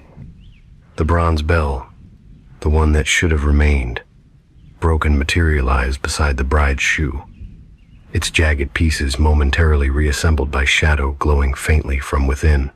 The embroidered shoes lifted from the bride's feet, rising gracefully, turning toes upward as though offering themselves to the air. Each item vibrated with faint, pulsing light. They drew closer to one another, converging over the central aisle. Elias stumbled backward, hand trembling as he held the ledger in front of him like a shield. The artifacts trembled. A hum filled the hall, deep and resonant, the kind of sound that feels more like vibration than noise, sinking into the chest, rattling bone. The sieve rotated slowly. The claw aligned itself horizontally like a blade. The bell split open and spilled light like liquid blood. The embroidered shoes flared with red, their seams glowing like fresh wounds. All the pieces rotated into position, orbits aligning. The hum sharpened. The carved ancestors on the walls seemed to lean closer, and then the artifacts collided, not violently, but with the soft solemnity of hands closing around prayer beads. Light erupted from the center, a blooming shape, a spinning form, a lotus, a massive, grotesquely beautiful lotus formed of thread and bone and blood and silk, suspended above Elias in a rotation so slow and deliberate it felt ceremonial. Each petal bore the mark of one of the three cursed souls: the weaver's threads, the hunter's fur, the bride's silk, and a fourth petal remained closed, trembling with anticipation. Elias's breath shattered in his chest. "No," he whispered, "not the lotus, not again." But the lotus responded by expanding, petals unfolding with slow inevitability. And from within it came a voice, not a whisper, not the breath of a ghost, a voice. "Keeper, Elias," he screamed. The ledger flew open, pages riffling in a violent storm of parchment. The blood-red light swelled. The spirits turned as one, facing him with hollow, shimmering intensity. The lotus hovered, waiting. The name must be written. Elias stumbled backward, tripping over the offering table, the ledger trembling violently in his hands. "No, I won't let you. I won't finish this. I won't be your fourth." The lotus pulsed. One petal unfurled slightly. "You are not the fourth." Elias froze mid-rising. His breath stopped. The three spirits stepped closer, forming a circle around the lotus, their faces, or what remained of them, lifted toward it. The weaver whispered first, her voice a thin, frayed thread. "We bore the burden." The hunter's growl followed, cracked and animalistic. "We carried the weight." The bride's voice came last, drifting from beneath the torn veil like a sigh carried on silk. "Now the name must be known." The lotus brightened. Elias lifted the ledger, hands shaking uncontrollably. Somewhere, a final page was turning slow, deliberate, undeniable. The lotus leaned toward him. Witness. Only then did he understand the true horror. They did not need him to write the name. They needed him to see it. A keeper's witness would bind it. The lotus split open. Light spilled downward. A shape emerged. A silhouette. A tongue of ink forming letters. Elias screamed, shielding his eyes, but the ledger forced itself open wider, pages glowing with molten script. The hall boomed with a terrible whisper. "Read it." And Elias felt the name carve itself into the final page. The name did not appear all at once. It bled through the page the way ink seeps from a cracked well, slow at first, then faster. Then in a sudden rush, as if centuries of pressure had finally forced it to the surface. And Elias stood rooted to the stone, helpless, as the letters carved themselves across the vellum with a molten red glow that hissed like hot metal, plunged into cold water. The characters twisted, contorted, pulled themselves into shape with a sickening grace, each stroke too deliberate, too heavy, too knowing to belong to any living hand. The ledger vibrated in his grip, the entire book alive, pulsing, breathing like an organ torn from something ancient. A gust of wind tore through the hall, not from the doors, not from the windows, but from the lotus itself. The immense, hovering bloom of woven curses that spun slowly, petals unfurling as if opening to greet its long-awaited name. Elias felt the floor tilt under him. The ancestral tablets on the walls shook violently, their painted eyes rattling in their sockets as dust cascaded in a thin veil from the rafters. "Stop," he begged, voice ragged. "You must stop. This is forbidden. This is—" The lotus pulsed, once, and the hall answered with a low, resonant groan that made the beams above bend, as if bowed beneath the weight of something rising from the foundations. The name glowed brighter.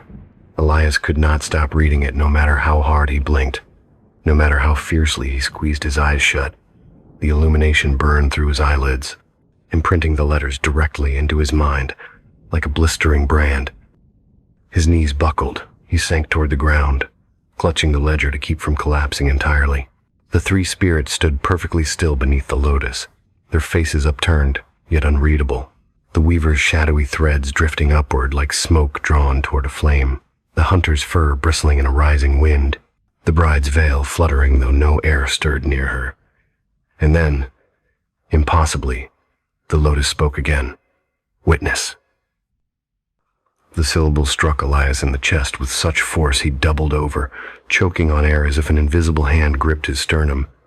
The ledger jerked open wider, the page splitting as the ink scalded the parchment. The name solidified, blazing bright.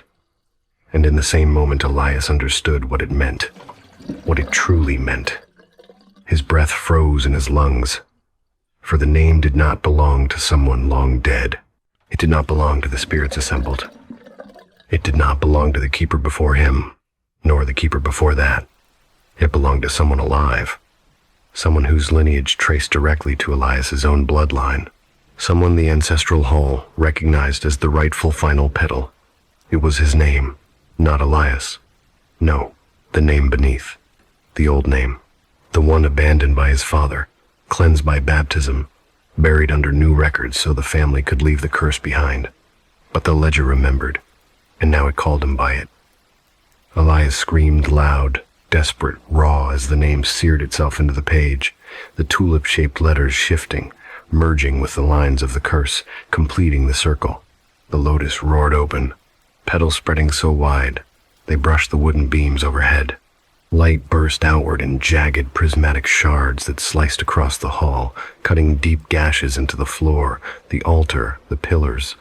Each crack bled red light that pulsed like a vein. Elias stumbled backward, tripping over a fallen offering bowl, pain splintering up his hip as he hit the stone hard. The ledger clattered from his hand but didn't fall closed. It hovered above the floor, suspended upright, pages fluttering like wings beating against a storm. The spirits moved as one. The weaver lowered her sieve. The hunter dropped to all fours with a guttural sound that rattled the hall's foundations. The bride lifted both hands, her sleeves peeling apart like torn lungs, threads unraveling from her body in long, delicate strands. All three faced the lotus, heads bowed, and the lotus descended, slowly, terribly, like a moon falling out of the sky. Elias scrambled to his feet, his legs slipping, his palms skidding across the stones, slick with dust and sweat, and bolted for the back corridor. His heartbeat crashed through his skull, a pounding tidal wave that drowned out the moans of the building as it warped around him. Each step sent a jolt of pain through his joints. He was too old for running, too old for this nightmare unfolding in the house he had cared for all his life, yet terror drove him faster than he thought possible. Behind him, the lotus landed with a deafening boom that shook centuries of dust from the rafters. The sound echoed like a great beast taking its first breath after an age of slumber. Elias glanced over his shoulder once, just once, and nearly lost what little sanity he had left. The lotus had cracked open fully, its interior a churning vortex of braided light and thread, each strand reaching out like tendrils seeking a vessel. The spirits stood at its edges, trembling in a reverent frenzy. The ledger floated between them, pages riffling violently. The whole moaned again, louder this time, the sound rising into a high, keening wail as though the building itself were mourning. Elias could hear the lotic threads scraping across the stone floor drawn toward him, hunting him. "No, no, no, no," he gasped, pushing himself toward the rear exit. He burst into the small sacrificial chamber, an old room barely used in decades, and skidded to a halt. The ledger had beaten him there. It materialized in the center of the room in a blaze of crimson light, pages fanned open, the name glowing bright enough to paint the chamber in pulsing red. The lotus surged through the doorway after him, blooming wider, filling the room with its suffocating presence. The weaver floated behind it, threads spilling from her arms. The hunter dragged himself along the floor with monstrous strength. The bride drifted silently, veil trembling like a breath she no longer remembered how to take. Elias pressed himself against the far wall, tears streaking his face. "You cannot take me," he rasped. "I am the keeper. I cannot be written. I am not yours. I am not." The lotus pulsed. Witness. Threads snapped free from its petals, swirling like a storm of silk blades. They converged toward the ledger, twisting, braiding, weaving themselves into a pen of impossible light. The ledger opened wider. A gust of force flattened Elias against the wall. "No!" he screamed, voice cracking, throat tearing. The pen hovered above the final line beneath the cursed name. The spirits bowed low. The hall leaned inward. The world stilled, and the pen began to descend. Elias could only watch as the lotus reached for him, its threads brushing the edges of his shadow, and the ledger demanded the final sealing. The pen of braided light did not fall quickly. It descended with the dreadful patience of something that knew the ending was already written, each inch of its movement precise and inevitable, and Elias felt himself shrinking against the cold stone wall as though the entire chamber were bending around him, curving inward to funnel him toward the ledger that hovered at the room's center like a heart torn from a living chest. The lotus pulsed a second time, soft, heavy, resonant, and the shock wave rippled through the ancestral hall. With such force, the beams overhead cracked, dust sifting down in a soft white veil, painting the air with the ghost of long-dead festivals. The spirits moved with the lotus's breath, the weaver lifting her ruined sieve as if presenting it for judgment, the hunter dropping into a crouch that split the floor beneath him, the bride raising her hands in a silent gesture of surrender or devotion, the veil drifting like an underwater shroud. Elias clutched his chest, gasping, feeling his heartbeat stutter beneath his ribs. He could not tell if the panic belonged to him, or if the hall itself was pressing its old panic into his lungs. "Please," he whispered, the words scraping out of his throat with raw desperation. "I kept the hall. I honored the names. I did everything the old ways. Ask I don't deserve this." But the lotus responded with a low, resonant hum, the sound vibrating through the floor like the purr of some titanic beast. "The ledger demands completion." Elias felt the words inside his skull rather than through his ears. The cursed pen hung directly above the parchment now, its tip seething with molten crimson light. He could not breathe. He could not move. The air thickened around him, pressing him against the stone until every joint in his body screamed. Then, somewhere deep beneath the floor, the building shuddered first. A tremor, then a violent quake that nearly knocked the spirits from their positions. The hall moaned its protest, splintering at the seams, but the lotus expanded, its petals stretching outward until they scraped the ceiling, the entire room pulsing in tandem with the ancient curse it carried. Elias forced himself to move one step forward, dragging a leg that felt suddenly heavier than bone should allow, teeth clenched against the pain. He knew there was only one exit left, the narrow back corridor beneath the sacrificial room, a passage no one used anymore. If he could make it there, if he could put even one wall between himself and the ledger, perhaps the curse would fail to witness him. That was the old rule after all. A keeper must see the signing for the binding to complete. If he could not see it, if he could run fast enough, perhaps the lotus would crumble. Perhaps the spirits would be forced back to whatever mirrored dark realm had held them all these years. But as Elias lurched forward, the lotus tilted its main petal toward him, and the suona sounded not from outside this time, but from somewhere inside the chamber, a low, reedy cry that seemed to pour from the walls themselves. The sound froze him mid-step, knees buckling, eyes blurring. The lotus twisted, the cursed pen lowering another inch. The ledger flared open with a gust of wind so sharp it sliced across his cheek, drawing blood. The woven threads inside the lotus writhed, reaching toward him. Elias forced his body to move, scraping along the wall, fingers clawing blindly for the passage door, nails breaking as he found the edge of the frame. He shoved it open and groaned reluctantly. The wood swollen with damp and time, and he hurled himself down the narrow steps, landing hard on the cold earth floor below.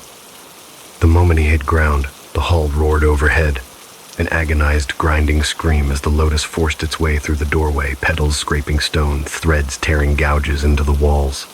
Elias scrambled through the narrow corridor, pushing himself with the frantic strength of a dying animal. The shadows flickered wildly, first his own, then others, then shadows that belonged to nothing alive. He heard the spirits descending the stairs behind him, the weaver's threads dragging along the stone, the hunter's claws clicking, the bride's shoes chiming faintly as if remembering a long-ago dance. Elias stumbled into the final chamber the old root cellar built beneath the hall, used a century ago to store offerings meant for the dead. The air was stale, damp, filled with the scent of mold, stone, and something faintly metallic. He slammed the door behind him, bolting it with trembling hands, though he knew it would not hold for long. "I won't witness it," he whispered, sliding down the door until he was seated on the floor, breath shaking. I won't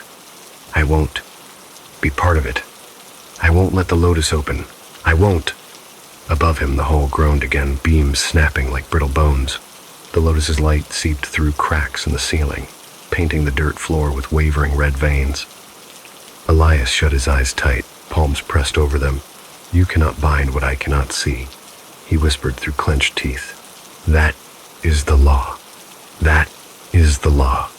But the curse had existed far longer than laws written by men. The woven thread seeped between the boards above him, dripping light like blood. The floorboards groaned. The cellar door shuddered as something pressed against it from the other side. Slow, steady, deliberate. "No," Elias breathed. And behind them, all descending the staircase like a second dawn, came the Lotus.